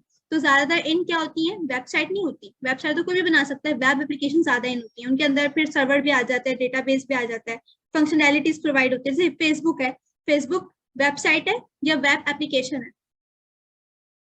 Web application, because because it is not just for reading, we can interact with it, and it is a dynamic. Right, इसके अलावा यूट्यूब है, ये भी आपका वेब एप्लीकेशन है, वेबसाइट में विकिपीडिया आ जाता है। इसके अलावा ये भी फर्क है कि ऑथेंटिकेशन नहीं होती। ऑथेंटिकेशन क्या मतलब होते हैं कि ऑथेंटिकेशन का मतलब इसको कोई भी एक्सेस कर सकता है, ये नहीं बोल रहे विकिपीडिया कि आप इसको लॉग इन करो, साइन अप करो, इसको कोई भी एक्सेस कर सकता है। तो ऑथेंटिकेशन का मतलब होता है कि अकाउंट, जो जिसका अकाउंट हो सिर्फ वही वेबसाइट को यूज करे, वो वेबसाइट में नहीं होता, वो वेब एप्लीकेशन में होता है। वेब एप्लीकेशन में आपको भी साइन अप करना होता है, डिफरेंट वेबसाइट्स होती हैं कि वो बोलती हैं कि पहले आप अकाउंट साइन अप करो, ठीक है, फिर हम आपको अपना कंटेंट दिखाएंगे, ऐसे नहीं दिखाएंगे, तो उसे कहते हैं ऑथेंटिकेशन, कि ये वेबसाइट ऑथेंटिकेट हुई हुई है। ठीक है, इसको कोई स्पेसिफिक यूजर ही यूज कर सकता है जिसका अकाउंट बना हुआ होता है। वो सिर्फ थोड़ी सी इन्फॉर्मेशन दिखा देते हैं, लेकिन वो जब भी दिखाते हैं जब आप उसमें अपना अकाउंट बनाते हो, आप साइन अप करते हो। जैसे फेसबुक है, फेसबुक में हम ऐसे नहीं यूज कर सकते, वो ऑथेंटिकेट है फेसबुक। मैं अपना अकाउंट बनाऊंगी, साइन अप करूंगी, साइन अप मतलब अकाउंट बनाना, एंड देन उस अकाउंट को यूज करना, लॉग इन करूंगी, लॉग इन करूंगी तो मुझे दिखेगा, वरना मुझे कुछ नहीं दिखेगा। तो ये भी फर्क होता है वेबसाइट और वेब एप्लीकेशन में। वेबसाइट जो होती है वो ऑथेंटिकेट नहीं होती, कोई भी उसको यूज कर सकता है, कोई स्पेसिफिक यूजर कोई ऐसा वहां पे नहीं है। लेकिन वेब एप्लीकेशन में फुल ऑथेंटिकेट है, कि सिर्फ वो ही यूज कर सकता है जिसका अकाउंट बना हुआ है। ठीक है, तो हम ऑथेंटिकेशन भी करते हैं, हम कंडीशंस लगाते हैं कि अगर हो अकाउंट तो यूज करें, वरना ना करें। ठीक है, तो यहाँ पे ऑथेंटिकेशन का भी आ जाता है डिफरेंस वेबसाइट और वेब एप्लीकेशन में। ठीक है, तो ये मैं सारा काम अभी थ्योरेटिकल करवा रही थी, मैं चाहती तो सिंपल कोडिंग स्टार्ट कर दी थी विजुअल स्टूडियो से, लेकिन आपको ये भी रीजंस पता होना चाहिए ना, कि कोई आपसे पूछे वेब सर्वर क्या है, क्यों यूज कर रहे हैं वेबसाइट को, क्या एडवांटेज है, वेब क्लाइंट क्या होता है, सर्वर क्या होता है। ओके, वेट मैं आती हूँ 2 मिनट, फिर गेट पे है।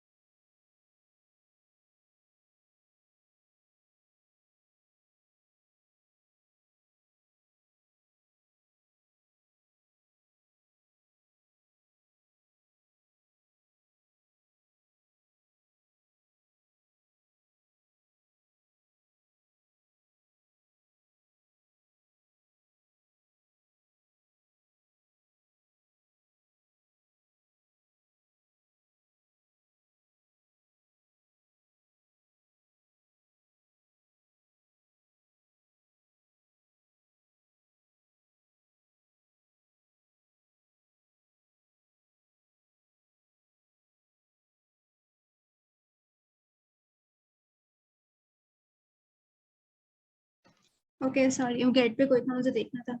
तो हमें देखना है कि HTML क्या है, CSS क्या है, जावास्क्रिप्ट क्या है। हम वेबसाइट्स बनाने में इन 3 चीजों को क्यों यूज कर रहे हैं, ठीक है।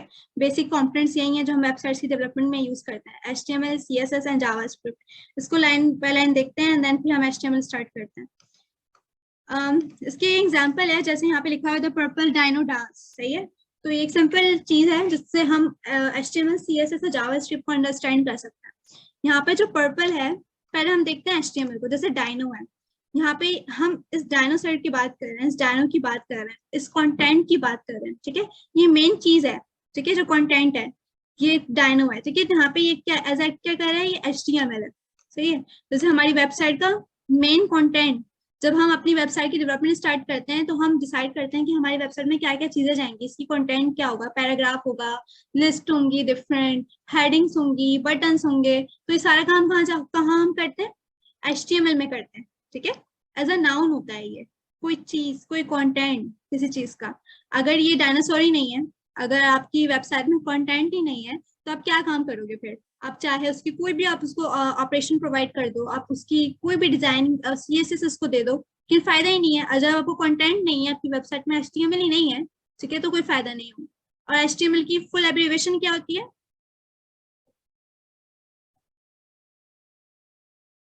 Hello, hello. HTML की फुल फॉर्म क्या होती है।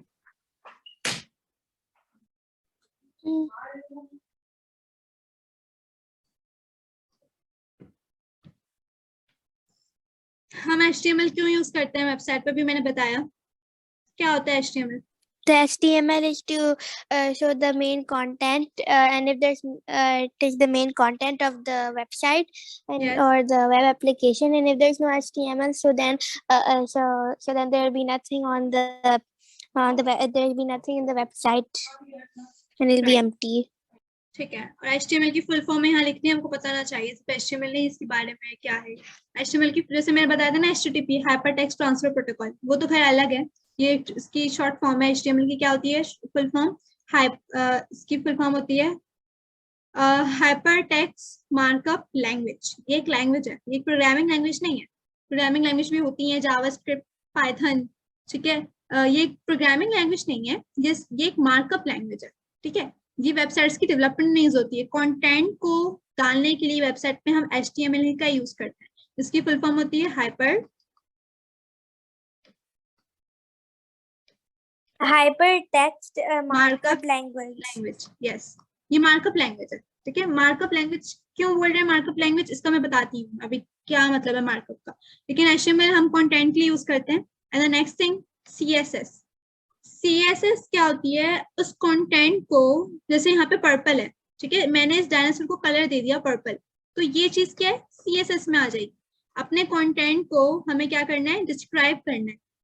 हमें हमें हमें कंटेंट को बताने कि इसका कलर ये होगा, देन इसका विड्थ इतनी है, इसकी हाइट इतनी है, इसका बैकग्राउंड कलर ये होगा, मतलब स्टाइलिंग आ जाती है CSS में, सही है। और स्टाइलिंग भी बहुत इंपॉर्टेंट होती है। अगर हम देखें, अगर यहाँ पे CSS ना होता, तो ये चीज हमें दिख रही है ना, ये बोल्ड नहीं होती, ये व्हाइट कलर की, बस ये लिखा हुआ होता, ना ये व्हाइट होती ना ये बोल्ड होती, ये बटन्स ऐसे ना होते, ये अगर मैं इसको ऐसे कर रही हूँ, यहाँ पे ऐसी चीजें ना होती। कलरफुल कलरफुल के अलावा भी इसकी एक लेआउट बना हुआ है। CSS की हेल्प से हम लेआउट बनाते हैं कि ये चीज यहाँ पे हो, ये चीज यहाँ पे हो, एंड देन यहाँ पे ये व्हाइट कलर हो जाए, यहाँ पे ये चीज इधर हो जाए। ये हम CSS से अपने डॉक्यूमेंट की क्या कर रहे हैं, स्टाइलिंग कर रहे हैं, ठीक है। पहले हम HTML से अपना कंटेंट डिस्क्राइब करते हैं, कंटेंट दिखते हैं, एंड देन उसको डिस्क्राइब कौन करता है, उस चीज को स्टाइलिंग कौन करता है, उसकी स्टाइलिंग कौन करता है, CSS करता है। और CSS की क्या फुल एब्रीविएशन होती है, cascading, cascading, C for cascading, cascading style, and S for sheet.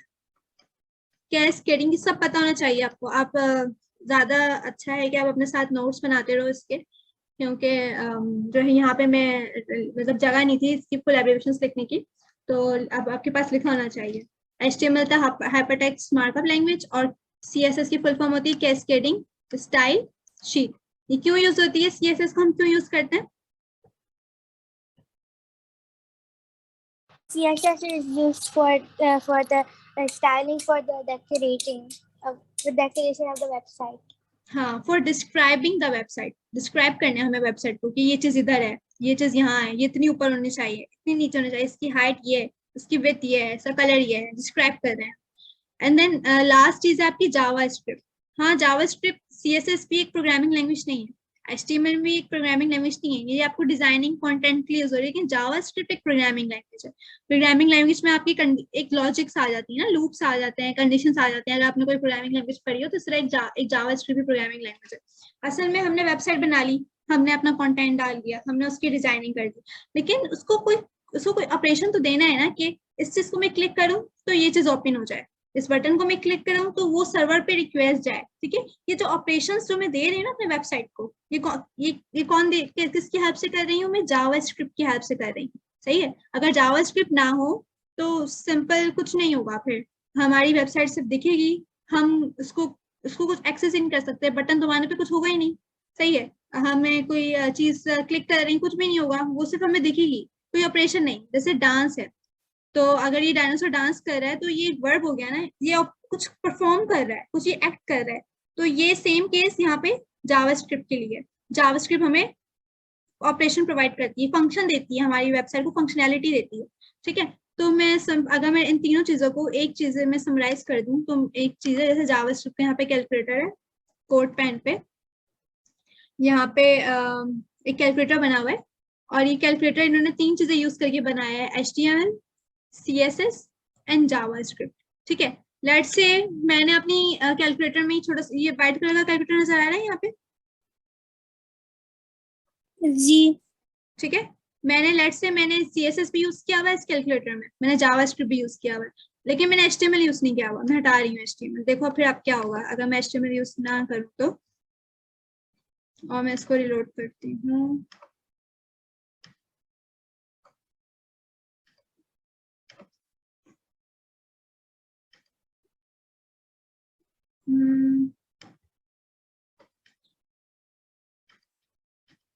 अभी तो सही वर्क कर रही है।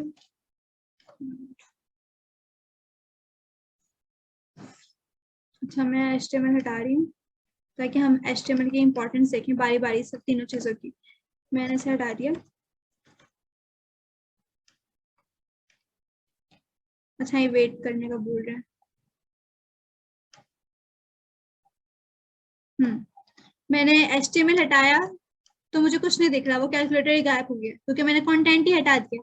जो चीज मैंने बतानी थी कि बटन, वर्ड्स, नंबर्स लिखे हुए थे वो सभी मैंने हटा दिया। तो आप चाहे जितनी भी CSS अप्लाई कर लो, उस चीज पे जावास्क्रिप्ट अप्लाई कर लो, वो चीजें नहीं दिखेगी क्योंकि वो मेन चीज ही हटा दी मैंने। ठीक है, मैंने नाउन ही हटा दिया, वेबसाइट की मेन कैलकुलेटर ही मैंने रिमूव कर दिया, तो मुझे कुछ भी नहीं दिखेगा क्योंकि अब CSS और जावास्क्रिप्ट के बाद भी मुझे कुछ नहीं दिखेगा, सिर्फ HTML रिमूव करने से सब कुछ रिमूव हो गया।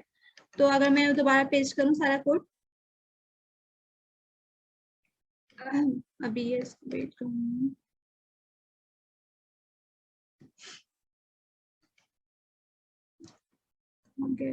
सेव।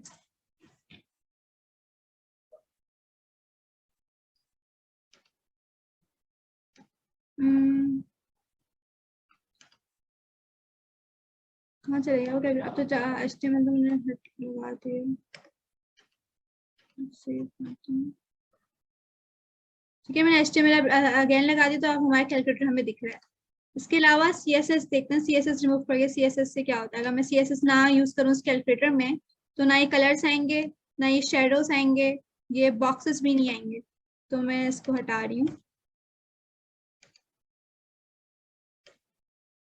हाँ, तो हटाने पे ना ये नंबर्स नजर आ रहे हैं यहाँ पे। एक सेकेंड, थोड़ा छोटा हो गया ये। देखो ये नंबर्स नजर आ रहे हैं, ये प्लस माइनस मल्टीप्लाई डिवाइड 7 8, ये HTML से नजर आ रहे हैं। मैंने जब CSS हटाई ना तो वो सारे वो स्टाइलिंग चली गई, ये चीज सेंटर में नहीं आ रही। ये सारी चीजें कैसे हो रही थी? CSS से हो रही थी। CSS हटाने से मुझे सिर्फ ये दिखेगा। तो CSS इतना ज्यादा इंपॉर्टेंट होता है। CSS एक बताता है कि हमारे सेंटर में आया, देन ये बॉक्सेस आ जाते हैं, देन बटन्स की स्टाइलिंग होती है, सारा काम CSS से होता है। अगर मैं दोबारा पेस्ट करूँ CSS को तो अभी फिर से ठीक हो जाएगा। रिफ्रेश करती हूँ तो ये CSS में लगा दी तो दोबारा मेरा कैलकुलेटर नजर आने लग गया। देन जावास्क्रिप्ट से क्या होगा, अभी अभी तो मेरा कैलकुलेटर वर्क करेगा, जैसे मैंने 5 टाइप किया, 5 and then plus and then 9, तो मेरे पास ये आंसर आ गया। ये ऑपरेशन पता है किससे हो रहा है, ये HTML से नहीं हो रहा, ये CSS से नहीं हो रहा, ये कौन करके दे रहा है मुझे, जावास्क्रिप्ट। शाबाश, जावास्क्रिप्ट दे रहा है। अगर जावास्क्रिप्ट ना हो, मैं सिर्फ इंटर करूं और यहाँ पे बटन दबाऊं ना, ये वाला, कुछ नहीं आएगा, फिर कोई ऑपरेशन ही नहीं होगा, फिर कैलकुलेटर को कोई फायदा ही नहीं है कि आपने एक कैलकुलेटर अच्छा सा भी बना लिया लेकिन आपने कोई ऑपरेशन नहीं दे रहा अपने कैलकुलेटर को, वो ऐड नहीं कर पा रहा, वो सब्ट्रैक्ट नहीं कर पा रहा, तो उस कैलकुलेटर को कोई फायदा ही नहीं है, उसकी कोई फंक्शनैलिटी नहीं है। ठीक है, तो मैं इसको हटा के देखती हूँ, जावास्क्रिप्ट को मैं हटाती हूँ, इतनी सारी जावास्क्रिप्ट लिखी है इन लोगों ने, देन एक कैलकुलेटर बनाया, मैंने इसको हटा दिया। ठीक है, अब मेरा कैलकुलेटर दिख रहा है, वो तो मसला नहीं है, वो तो HTML और CSS ने मुझे डिस्प्ले करवा दिया, लेकिन मैं 8 टाइप कर रही हूँ ना, 8 कुछ नहीं नजर आ रहा मुझे, वो जावास्क्रिप्ट का काम था, वो मुझे करके दे रहा था कि जब मैं 8 टाइप करूँ तो यहाँ पे मुझे 8 दिखे, अब वो नहीं दिखेगा क्योंकि मैं जावास्क्रिप्ट मैंने हटा दी, बस मुझे ये दिखेगा, इसका डिजाइन दिखेगा, लेकिन ये कुछ करेगा नहीं। ये कर कौन रहा था, जावास्क्रिप्ट कर रहा था। ठीक है, और जावास्क्रिप्ट हटाने से वो कुछ भी नहीं चलेगा, किस चीज से हटाने से, जावास्क्रिप्ट से। हाँ, जावास्क्रिप्ट हटाने से कैलकुलेटर नहीं चलेगा। मैंने अब जावास्क्रिप्ट लगा दी दोबारा, इसको रिफ्रेश करती हूँ मैं, तो अब मैं कुछ भी टाइप करूंगी मुझे करके दे देगा, ये सब जावास्क्रिप्ट कर रहा है, और कंटेंट की डिजाइनिंग CSS कर रहा है, और कंटेंट को मेन कंटेंट दिखा रहा है, ये बना रहा है, ये HTML का काम, तो तीनों के अलग अलग अपने पर्पसेस हैं, सब अपने अलग अलग काम कर रहे हैं। डिफरेंट चीजें आप वेबसाइट बना सकते हो, लेकिन 3 चीजों को जरूर यूज होंगी, HTML, CSS एंड जावास्क्रिप्ट, ये 3 चीजें करके हम बना सकते हैं वेबसाइट्स, फ्रंट एंड तो बना सकते हैं। ठीक है, ओके, अब हम टूल्स की बात कर लेते हैं, हमें इस कोर्स में किन चीजों की नीड होगी। सबसे पहले हमें एक ब्राउजर चाहिए। ब्राउजर का मैंने बता दिया कि ब्राउजर क्या करता है, हमें जो सर्वर रिस्पॉन्स देता है उसको दिखा रहा है। ठीक है, तो हमें एक ब्राउजर की नीड होगी कि हम वेबसाइट को बना सकें, हम उस पर डिजाइनिंग कर रहे हैं ना, ब्राउजर की हेल्प से हम कर रहे हैं। सही है, तो हमें इस कोर्स में किसी भी वेब ब्राउजर की नीड होगी, आप कोई भी वेब ब्राउजर यूज कर सकते हो, लेकिन क्रोम जो है वो बेस्ट वन है। आपके पास कौन सा वेब ब्राउजर है, आप कौन सा यूज करते हो? क्रोम ज्यादातर यूज करती है, लेकिन वो फाइल लाइक वो PDF खोलने के लिए मैं माइक्रोसॉफ्ट एज यूज करती हूँ। हाँ, PDF में मेरा भी माइक्रोसॉफ्ट एज ही है ये। ठीक है, खुला हुआ है ये। हाँ, माइक्रोसॉफ्ट एज भी एक ब्राउजर है, लेकिन ये बहुत ही स्लो है। इंटरनेट एक्सप्लोरर भी काफी स्लो है। फायरफॉक्स का सुना है मैंने, अच्छा होता है। सफारी है, लेकिन ज्यादातर लोगों के पास क्रोम होता है। ठीक है, और अगर हमें कोड हम करेंगे तो उसके हमें एक टेक्स्ट एडिटर की नीड होगी। टेक्स्ट एडिटर में क्या करते हैं, हम अपना कोड करते हैं, वो कंपाइल होता है। IDE हम यूज करेंगे, इंटीग्रेटेड डेवलपमेंट एनवायरनमेंट, वो होगा हमारा VS कोड। आपके पास VS कोड इंस्टॉल है? जी। अच्छा, ठीक है, तो बस हम 2 चीजों की नीड है, हमें क्रोम ब्राउजर की एंड देन VS कोड की, इसके अलावा कुछ भी नहीं। ठीक है, यहाँ पे हमारी स्पेक्टिकल से वो उसमें होता है, मैक वगैरह में होता है, मैं मैक यूज नहीं कर रही, मेरा जो है वो विंडो है ऑपरेटिंग सिस्टम। ठीक है, इन 2 चीजों की नीड होगी हमें। सही है, तो मैं अपना VS कोड खोलती हूँ। थ्योरेटिकल चीजें हमारी खत्म हो गई हैं। अच्छा, आपके पास VS कोड में एमिट एब्रीविएशन इंस्टॉल हुई भी है? क्या? एमिट, यहाँ पे एक एक्सटेंशन होती है एमिट। एमिट क्या करती है, अच्छा हमें बताती हूँ। सबसे पहले हम VS कोड खोलेंगे, हम न्यू फाइल करेंगे। ठीक है, न्यू फाइल करने के बाद सबसे पहले हम HTML पे काम कर रहे हैं। मैंने सिर्फ कंट्रोल न्यू कर दिया एंड कंट्रोल एन कर दिया मैंने। खुल जाओ। ठीक है, मेरे पास है इजी जूम, लाइव सर्वर और प्रिटियर। क्या हुआ है? मेरी इंस्टॉल है वो इजी जूम, लाइव सर्वर और प्रिटियर। VS कोड पे? जी। अच्छा, फिर हम इसे फाइल करेंगे एंड देन सेव करेंगे कंट्रोल S करके। अगर हम HTML का फाइल बना रहे हैं, जैसे मैंने यहाँ पे लिखा वेब, ये मेरी पेज का नाम, ये HTML पेज का नाम है, वेब सेशन एंड देन 1 लिख दिया मैंने, ये नेम है बस, एंड देन मैं डॉट लिखूंगी, एक्सटेंशन दूंगी। मैं अपने बताऊंगी कि मैं जो फाइल बना रही हूँ ना, मैं HTML की फाइल बना रही हूँ, तो डॉट HTML बहुत इंपॉर्टेंट है। ठीक है, ये एक्सटेंशन है, हम CSS जब बनाएंगे तो .css लिखेंगे, जावास्क्रिप्ट करेंगे तो .js लिखेंगे, सही है। इसी तरह हम एक्सटेंशंस देते हैं, जैसे वर्ड में होता है doc dot doc dot PDF, ये एक्सटेंशंस होते हैं, ये बता रहे हो, हम बता रहे होते हैं कि हमें किस टाइप की फाइल चाहिए, ठीक है। तो .html से हमारी कौन सी फाइल बनेगी, HTML फाइल बनेगी। मैंने इसे सेव कर लिया, तो यहाँ पे मेरा आ गया वेब सेशन 1.html, ठीक है।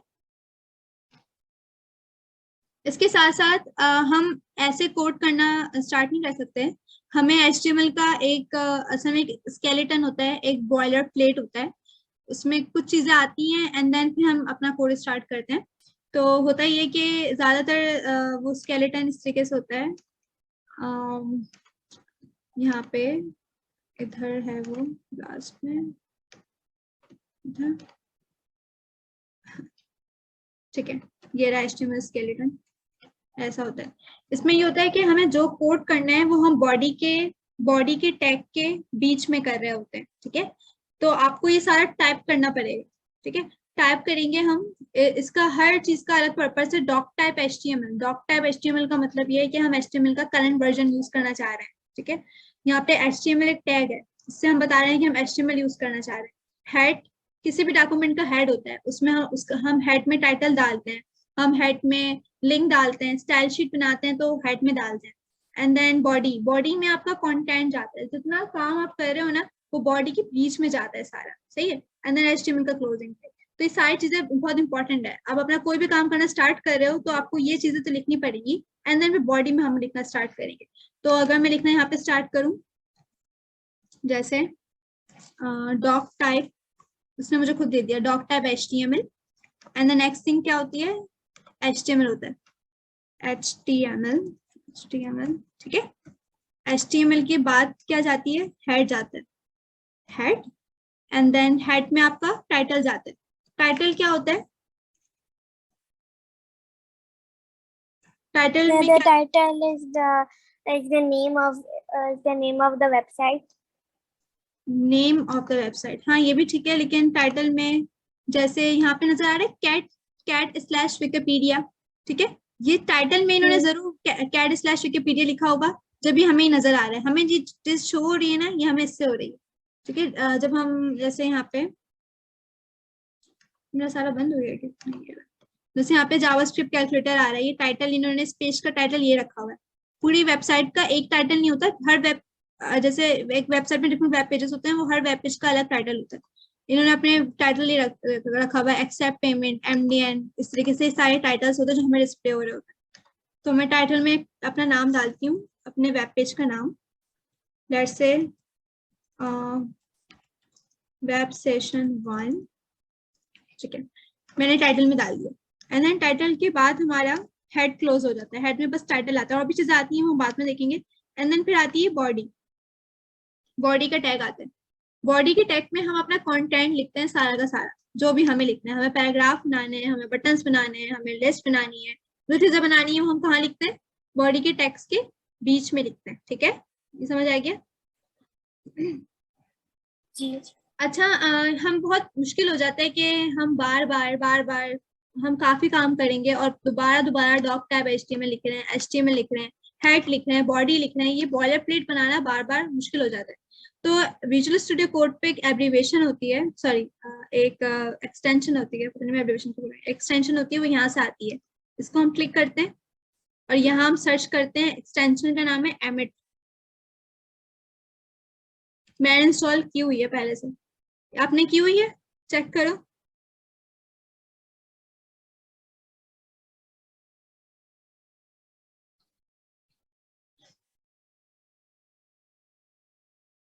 हेलो, हेलो, एमेड इंस्टॉल नहीं हुई है मेरे लिए। अब ये इस कोड पे जाओ, इस वाले बटन पे, एक्सटेंशंस पे क्लिक करो, 1 2 3 4 5 6 वाला बटन है, एंड देन यहाँ पे सर्च करो एमिट। जो फर्स्ट आएगा ना आपका मिथरल एमिट, इसको क्लिक करना, एंड देन यहाँ पे इसको इंस्टॉल कर लेना। बहुत इंपॉर्टेंट है ये कहाँ यूज होगा, हम बार बार ये नहीं लिखेंगे डॉक टाइप HTML, ये बॉयलर प्लेट बार बार बनाना मुश्किल है, हम सिर्फ एक चीज लिखेंगे, हमें बना के दे देगा बॉयलर प्लेट, ये HTML की ये एक्सटेंशन है एमिट। आप इसको इंस्टॉल करो, देन मैं बताती हूँ आगे।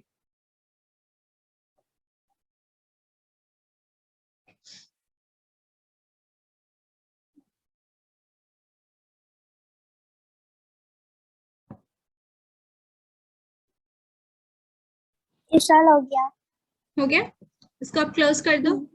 यही वाला क्या है ना, अपने यहाँ पे बहुत सारे एमिट आएंगे, ग्रीन लिटरल वाले। एमिट। ठीक है, क्लोज कर दिया। ये मैं हटा रही हूँ। हम देखते हैं कि हम एमिट से क्या कर सकते हैं। मैंने ये हटाया, मैंने shift and then one, shift one exclamation mark, ये आ गया हमारा एक्सक्लेमेशन मार्क आ गया। तो ये लोग बोल रहे हैं कि ये एमिट की एब्रीविएशन है।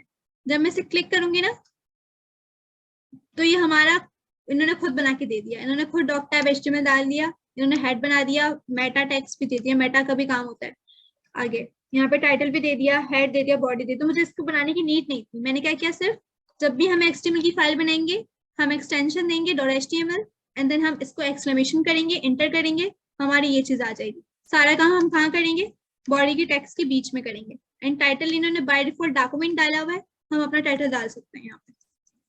आपका आ गया क्या एमिट, वो एमिट के बाद ये सारा काम?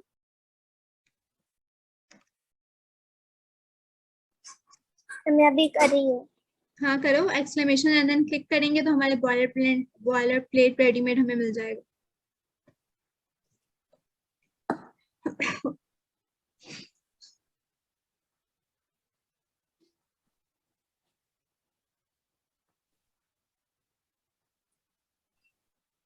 हाँ आ गया। आ गया इसी मेरा आ तरीके से। गया। ठीक है, टाइटल चेंज कर सकते हैं हम, डॉक्यूमेंट लिखा हुआ होगा, हम अपना टाइटल दे सकते हैं। एंड देन सारा काम हमें कहाँ करना है, बॉडी के टेक्स्ट के बीच में हम करेंगे। किसी चीज को नहीं छेड़ना, यहाँ से लेकर यहाँ तक कुछ नहीं छेड़ना, बस सारा काम हम इसके बीच में करेंगे। देन एचटीएमएल को भी कुछ नहीं करना। ठीक है, तो यहाँ हम कुछ भी बना सकते हैं, एचटीएमएल का काम कर सकते हैं, क्योंकि एचटीएमएल की फाइल है। स्टाइलिंग नहीं कर सकते, स्टाइलिंग की हमें CSS की फाइल बनानी पड़ेगी। ठीक है, तो हम कोड स्टार्ट करने से पहले और 2-3 चीजें देखते हैं। HTML की कुछ बेसिक्स चीजें देखते हैं। तो मैंने बताया था कि HTML जो है ना, हमारी मार्कअप लैंग्वेज है। मार्कअप का मतलब क्या होता है, जैसे लेट्स से मार्कअप लैंग्वेज में इसको क्यों बोल रही हूँ, क्योंकि मैं अब बोल रही हूँ, मेरा एक पेज है, मैंने हेडिंग्स डाली हुई है, मैंने कुछ चीजें बताई हुई है। तो मैं बोल रही हूँ कि ये एक पैराग्राफ है, मैंने एक पैराग्राफ का नाम दे दिया इसको कि ये एक पैराग्राफ है। आगे जाके मैं इसको बोल्ड कर सकती हूँ, उसको मैं कलर चेंज कर सकती हूँ, लेकिन मैं इसका एक मार्कअप बना रही हूँ कि ये एक पैराग्राफ है, ये एक लिस्ट है, ये मार्कअप्स हैं। लिस्ट है, ये पैराग्राफ है, ये हेडिंग्स हैं। तो इसलिए हम बोलते हैं कि HTML एक मार्कअप लैंग्वेज है। सही है, हमने इसके पार्ट्स बनाए हुए हैं कि ये एक पैराग्राफ होगा, ये एक लिस्ट होगी, डिफरेंट टेक्स्ट आएंगे, डिफरेंट एलिमेंट्स आएंगे। तो इसलिए हम बोलते हैं कि HTML is a markup, hypertext markup language, hypertext markup language.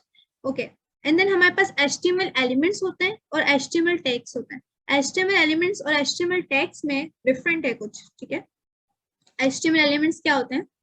To write HTML, we pick from a set of standard elements that all browser recognize. असल में ब्राउजर्स डिफरेंट होते हैं। फॉर एग्जाम्पल, हम एक वेबसाइट डिप्लॉय करके दे रहे हैं user को, हमने बोला आप इसको यूज कर लो, लेकिन लेट्स से एक यूजर है, वो क्रोम यूज नहीं कर रहा है, वो फायरफॉक्स यूज कर रहा है, और हमने एक ऐसा एलिमेंट रखा हुआ है अपने डॉक्यूमेंट में HTML का, हम ऐसा एलिमेंट यूज कर रहे हैं जो क्रोम पे काम करेगा, फायरफॉक्स पे नहीं करेगा, तो वो चीज उसको दिखेगी नहीं। तो ज्यादातर हम ऐसे एलिमेंट यूज करते हैं जो सारे ब्राउजर्स रिकॉग्नाइज कर सकें। सही है, वो हर ब्राउजर पे चल सके। मशीन्स आप चेंज कर रहे हो, ब्राउजर चेंज कर रहे हो, फिर भी वो एलिमेंट चल सके। ठीक है, तो हम अपना एक चार्ट होता है, हम जाके MDN पे देखते हैं यहाँ पे कि क्या वो जो हम अगर हम पैराग्राफ यूज कर रहे हैं तो पैराग्राफ के हर ब्राउजर पे चलेगा। लेट्स से मैंने यहाँ पे लिखा पैराग्राफ।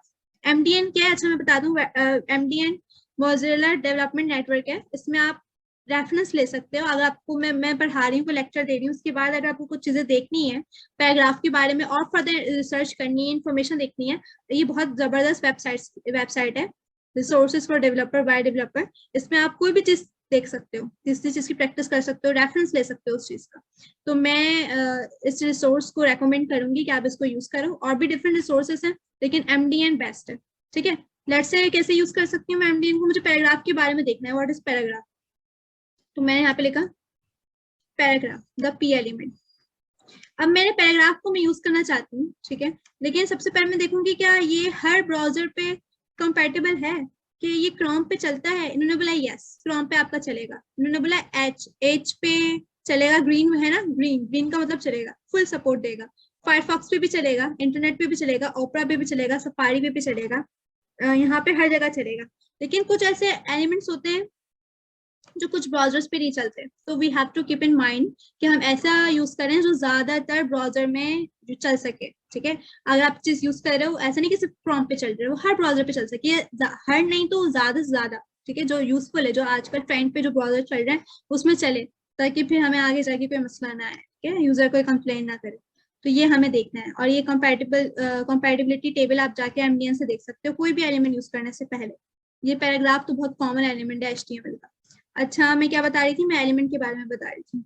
तो एलिमेंट्स क्या होते हैं, एलिमेंट पैराग्राफ क्या है, एलिमेंट है। और पैराग्राफ एलिमेंट करता है क्या है, एक पैराग्राफ बताता है। हम एक पैराग्राफ बनाने हैं अपने डॉक्यूमेंट में, हम पी का एलिमेंट यूज करेंगे। हमें हेडिंग देनी है, हम H1 एलिमेंट यूज करेंगे। हमें इमेज बनानी है, हम IMG एलिमेंट यूज करेंगे। फॉर्म बनाना है, हम FORM फॉर्म एलिमेंट यूज करेंगे। लेकिन एलिमेंट और टैग्स होते हैं, जैसे ये टैग है, ये पैराग्राफ है, ठीक है।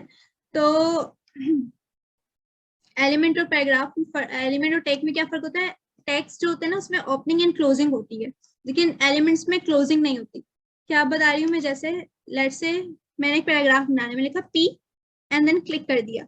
ये सारा काम जो इसने मुझे दिया ये एमिटी कर रहा है, इसने ना सिर्फ P लिखने पे इसने मुझे ओपनिंग एंड क्लोजिंग दे दी। तो जहाँ ओपनिंग भी होती है, जहाँ क्लोजिंग भी होती है, वो HTML टैग होते हैं, जिनकी ओपनिंग भी होती है और जिनकी क्लोजिंग भी होती है। और जिनकी क्लोजिंग नहीं होती ना, वो HTML एलिमेंट्स होते हैं, राइट। दोनों में डिफरेंस है, HTML एलिमेंट में क्लोजिंग नहीं होती, लेकिन HTML टैग में ओपनिंग भी होती है और क्लोजिंग भी होती है, क्लोजिंग भी होती है। अब ये एग्जांपल पता है किस, ये एग्जांपल है इसकी टैग की, क्योंकि इसमें ओपनिंग भी और क्लोजिंग भी। एलिमेंट की क्या एग्जांपल हो सकती है, जैसे IMG एलिमेंट, IMG इमेज हम आगे पढ़ेंगे। इमेज हम इमेज दिखाने के लिए यूज करते हैं। इस इमेज की कोई क्लोजिंग नहीं है, ठीक है। ये तो दो थे, ये एक ही है, ये पूरा एक ही है, इसकी कोई क्लोजिंग नहीं है। तो ये टैग हुआ, ये एलिमेंट हुआ। ये एलिमेंट हुआ क्योंकि इसकी क्लोजिंग नहीं है, की क्लोजिंग नहीं है। इसके एट्रीब्यूट्स हैं, सोर्स एट्रीब्यूट क्या होते हैं, जो टैग के अंदर हम डालते हैं, कि सोर्स डाल रहे हैं हम, जहां से हमें पिक्चर उठानी है। ऑल्ट होता है, आगे हम पढ़ना है वैसे हमें इमेज के बारे में, लेकिन इसके अंदर जो चीजें जा रही है ना, ये एट्रीब्यूट्स है, इसकी कोई क्लोजिंग नहीं है। तो ये टैग नहीं है, ये एलिमेंट है। तो ये डिफरेंस होता है HTML एलिमेंट में और HTML टैग्स में, राइट। इसके बाद ओके, मोज़िला का मैंने बता दिया, मोज़िला डेवलपर नेटवर्क, MDN को आप रेफर कर सकते हो। कोई चीज आपको समझ नहीं आ रही, हम MDN से पढ़ सकते हैं, और कॉम्पैटिबिलिटी भी देख सकते हैं कि कौन सा एलिमेंट कितने कौन से ब्राउजर में चलेगा।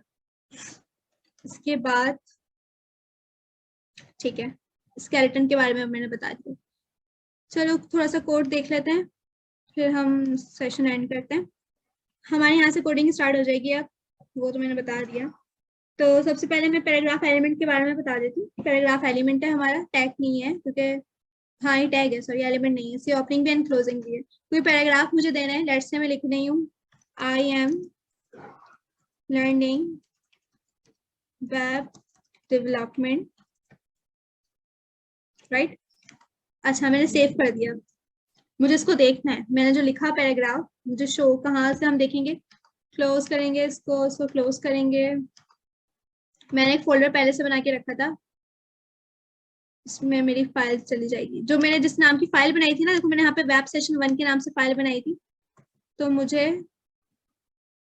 क्रोम दिखा रहा है जो मैंने लिखा था, I am learning web development। तो मेरा पैराग्राफ नजर आ गया। आप इसको लिखो और देखो कि शो हो रहा है वहां पे। क्रोम खोलो,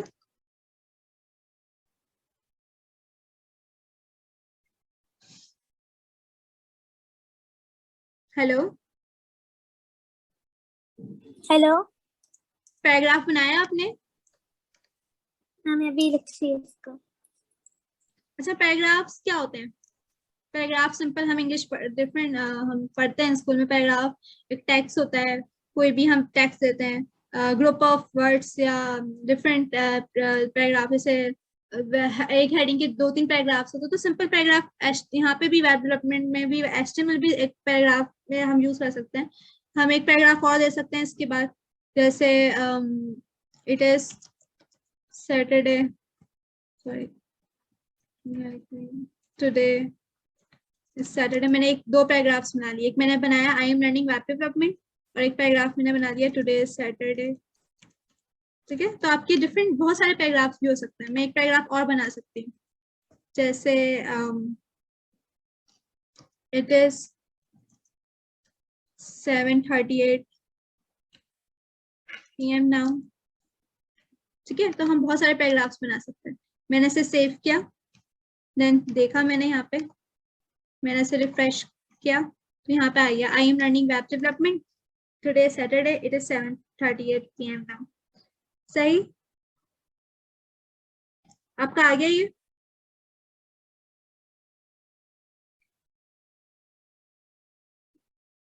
हेलो,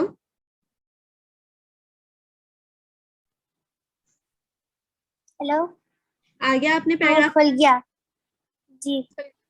ठीक है, हम एक से ज्यादा पैराग्राफ्स भी बना सकते हैं, जरूरी नहीं हम एक ही पैराग्राफ बनाए। इसके अलावा एमिट में हम एक काम और कर सकते हैं, डमी टेक्स्ट भी होता है हमारा। डमी मतलब हमें कुछ लिखना नहीं चाह रहे, हम हार्ड कोड नहीं करना चाह रहे, हम डमी टेक्स्ट चाह रहे हैं कि बहुत सारा लिखा हुआ आ जाए, सिर्फ एक चेक करने के लिए। तो मैंने लिखा पैराग्राफ, उस डमी टेक्स्ट का नाम होता है लॉरम। लॉरम का मतलब हमें एमिट जो हमने इंस्टॉल की थी ना अभी, वो हमें कोई डमी टेक्स्ट उठा के दे देगा रैंडम कहीं से भी। मैंने इसे क्लिक किया तो ये बहुत सारी लाइंस आ गई, ये मैंने नहीं लिखी थी, ये लॉरेम लिखा, तो हमने ये टेक्स्ट, हमें डमी टेक्स्ट मिल गया, तो मैंने इसको पैराग्राफ बनाया हुआ है इसको।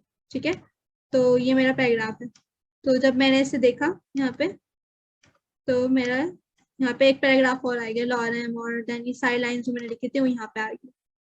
ठीक है, लॉरेम क्या होता है, एमिट हमें एक डमी टेक्स्ट देता है जो हम यूज कर सकते हैं जस्ट किसी चीज को चेक करने के लिए, या हम लिखना नहीं चाह रहे कुछ, जैसे मैं ये नहीं लिखना चाह रही थी कुछ, तो मैं सिर्फ लॉरेम लिख के क्लिक करती हूँ तो मेरे पास ये लाइंस आ गई रैंडमली कहीं से। तो यहाँ पे हम लॉरेम भी यूज कर सकते हैं। तो पैराग्राफ, सिंपल पैराग्राफ बनाने हैं आपको, पैराग्राफ यूज कर सकते हैं। ये भी एक HTML का टैग है, हम इसको आगे जाके बहुत यूज करेंगे। और नेक्स्ट पैराग्राफ देख लिया, एक लास्ट टैग देखते हैं हम, हेडिंग। अच्छा, हेडिंग क्या है? पैराग्राफ के बारे में आपको क्लियर है सारा, कुछ पूछना तो नहीं है? वो पैराग्राफ क्लियर है। क्या चीज? वो पैराग्राफ क्लियर है। पैराग्राफ क्लियर है, ठीक है। पैराग्राफ देख लिया हमने, नेक्स्ट देखते हैं हम लोग heading. Heading elements, heading element. अब मुझे हेडिंग के बारे में देखना है, तो मैं क्या करूंगी, मैं मोजिला पे जा रही हूँ, MDN पे, लेट्स से मैंने सर्च किया हेडिंग।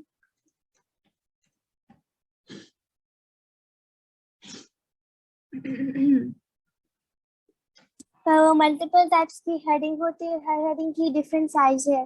हाँ, डिफरेंट साइज है। हमारे HTML में हमें 6 हेडिंग्स प्रोवाइड करता है HTML, सेक्शन हेडिंग्स होती हैं H1 से लेकर H6 तक। H1 मतलब सबसे बड़ा साइज, फॉन्ट साइज, एंड जब हम नीचे आगे जाते रहते हैं 6 तक जाते हैं तो फॉन्ट साइज छोटा होता रहता है। ठीक है, तो 6 हेडिंग्स हमें प्रोवाइड की जाती हैं, HTML हमें देता है 6 हेडिंग्स। ये क्या होती है, HTML एलिमेंट है ये। वैसे तो ये टैग है, क्योंकि टैग ओपनिंग एंड क्लोजिंग है। 6 हेडिंग्स होती हैं, H1 हमारी हाईएस्ट होती है, H6 हमारी लोएस्ट होती है। तो हम बना के देखते हैं, और हम इसको देखते हैं कि हर ब्राउजर इसको कर सकता है। हाँ, हर ब्राउजर, अगर आप कोई भी ब्राउजर यूज कर सकते हो तो आपको कोई भी हेडिंग दिख सकती है। ठीक है, यस यस यस, हर जगह ग्रीन है, सपोर्ट कर सकता है, फुल सपोर्ट है ये, और ये कॉमन HTML का टैग है। तो हम हेडिंग्स बना के देखते हैं। पैराग्राफ हमें क्लियर हो गया, मैं H1 बना रही हूँ, और यहाँ मैं लिख रही हूँ, क्या लिखूँ मैं, हेडिंग 1 लिख लेती हूँ, हेडिंग H1 हो गया। सो रिफ्रेश करके देखते हैं, देखो आ गया, ये बोल्ड आ गया, ये पैराग्राफ से चेंज है। पैराग्राफ इतना बोल्ड नहीं था, पैराग्राफ से एक सिंपल सा टेक्स्ट था, लेकिन हेडिंग हमें क्या दिखती है, बिल्कुल बोल्ड दिख रही है। ये बोल्ड जो आ रही है ना, ये HTML करके दे रहा है, ये HTML का टैग है, इसने पहले से कोड, मतलब क्या है, क्या हम H1 यूज करें तो थोड़ा बोल्ड हो जाए, थोड़ा सा डार्किश हो। ठीक है, थोड़ा सा बाकी पैराग्राफ से थोड़ा सा इसका फॉन्ट साइज भी थोड़ा ज्यादा हो। ठीक है, तो हम H1 में हम इसलिए यूज करते हैं। अच्छा, H1 अगर हम रियल लाइफ वेबसाइट्स में हम देखें जाके, H1 अगर हम देखें तो जैसे यहाँ पे MDN मैंने क्या खोला हुआ था, मैंने विकिपीडिया खोला हुआ था, पता नहीं कहाँ गया वो। विकिपीडिया में से हम देखते हैं कि इन्होंने H1 क्या बनाया हुआ है यहाँ पे। तो देखो यहाँ पे कैट नजर आ रहा है, इन्होंने जरूर H1 यूज किया होगा। अच्छा, H1 क्या होता है, आपकी वेब पेज का सबसे मेन हेडिंग होती है। आप H1 सिर्फ एक दफा यूज कर सकते हो, ऐसा नहीं कि आप बार बार H1 यूज कर रहे हो। H1 एक मेन चीज होती है, एक मेन हेडर होता है आपके एलिमेंट का, एक मेन कंटेंट होता है, मतलब मेन हेडिंग होती है। आप फिर इसके बाद H1 यूज नहीं कर सकते। वैसे तो आप यूज कर सकते हो, लेकिन ये बिल्कुल अच्छा नहीं लगता कि एक डेवलपर H1 बार बार यूज कर रहा है। फिर आपको चाहिए आप H2 यूज करो, H3 यूज करो, लेकिन H1 हम कोशिश करेंगे सिर्फ एक बार यूज करें, क्योंकि एक मेन हेडिंग होती है आपके पूरे वेब कंटेंट की। इन्होंने भी जरूर कैट के लिए H1 सिर्फ एक ही दफा यूज किया होगा, बाकी इन्होंने हर हेडिंग के लिए ये जो ये यूज किया, इन्होंने H1 यूज नहीं किया, ये इन्होंने H2 यूज किया हुआ है। H2 सब हेडिंग्स होती हैं, एंड देन उसकी सब अगर आपको यूज करनी है तो उसके लिए H3 होता है, फिर H4, फिर H5, फिर H6। लेकिन सबसे मेन हेडिंग के लिए हम क्या यूज करते हैं?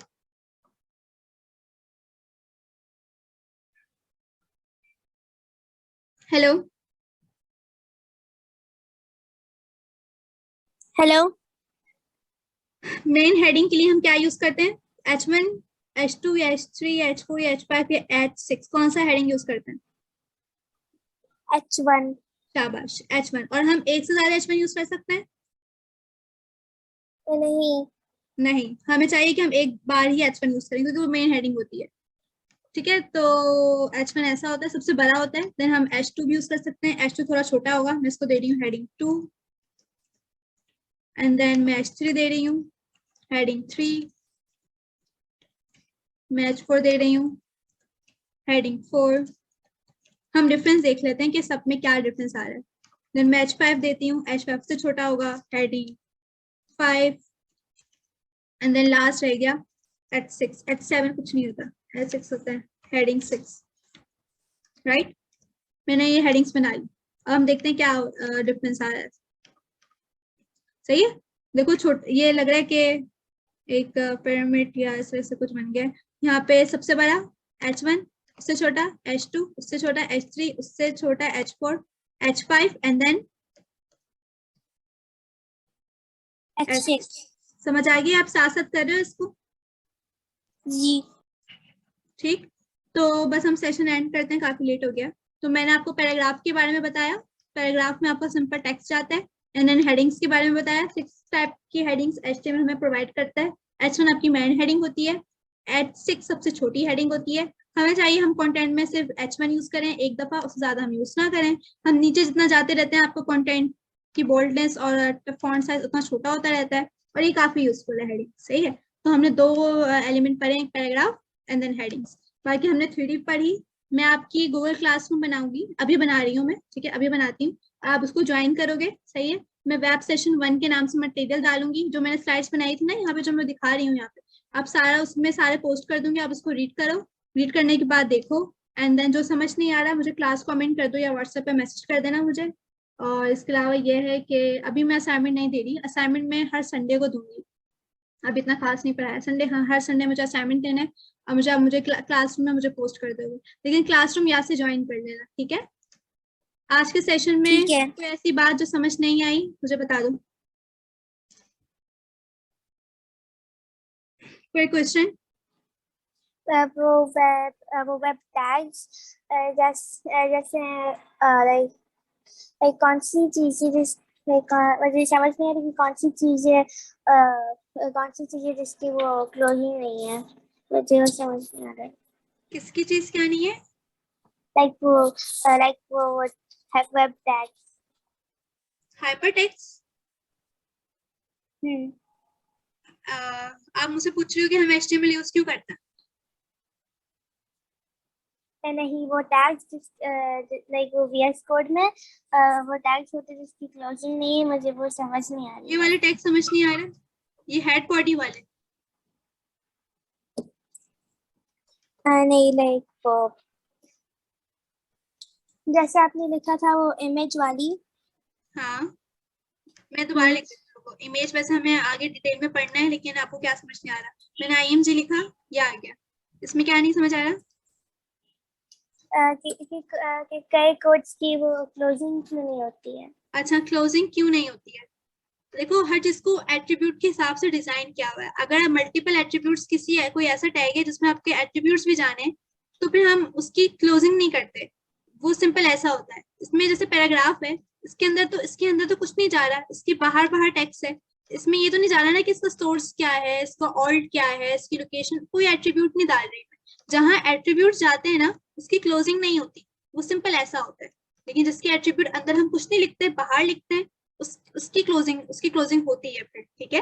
जिसमें एट्रीब्यूट जाते हैं उसकी क्लोजिंग नहीं होती, जिसमें एट्रीब्यूट्स नहीं जाते उसकी ओपनिंग भी होती है और उसकी क्लोजिंग भी होती है, ठीक है। ठीक है। सही है, अब आ गया समझ। हम्म। इसके अलावा वो सब समझ में आ गई। और कोई बात, कोई थ्योरेटिकल क्वेश्चन जो भी मैंने पहले बताया सब कुछ? नहीं, सबको बहुत आसान लगा मुझे। चलो सही है, ठीक है। अब हम कल के सेशंस में और एलिमेंट्स देखेंगे, इमेज, वीडियो, बहुत सारे एलिमेंट्स हैं। हम HTML को कल और कवर करेंगे, फिर मैं आपको कल असाइनमेंट दूंगी और मैं क्लासरूम बना रही हूँ, वो आप देख लेना, वो आप ज्वाइन कर लेना, ठीक है। ठीक है। अल्लाह हाफिज। अल्लाह हाफिज।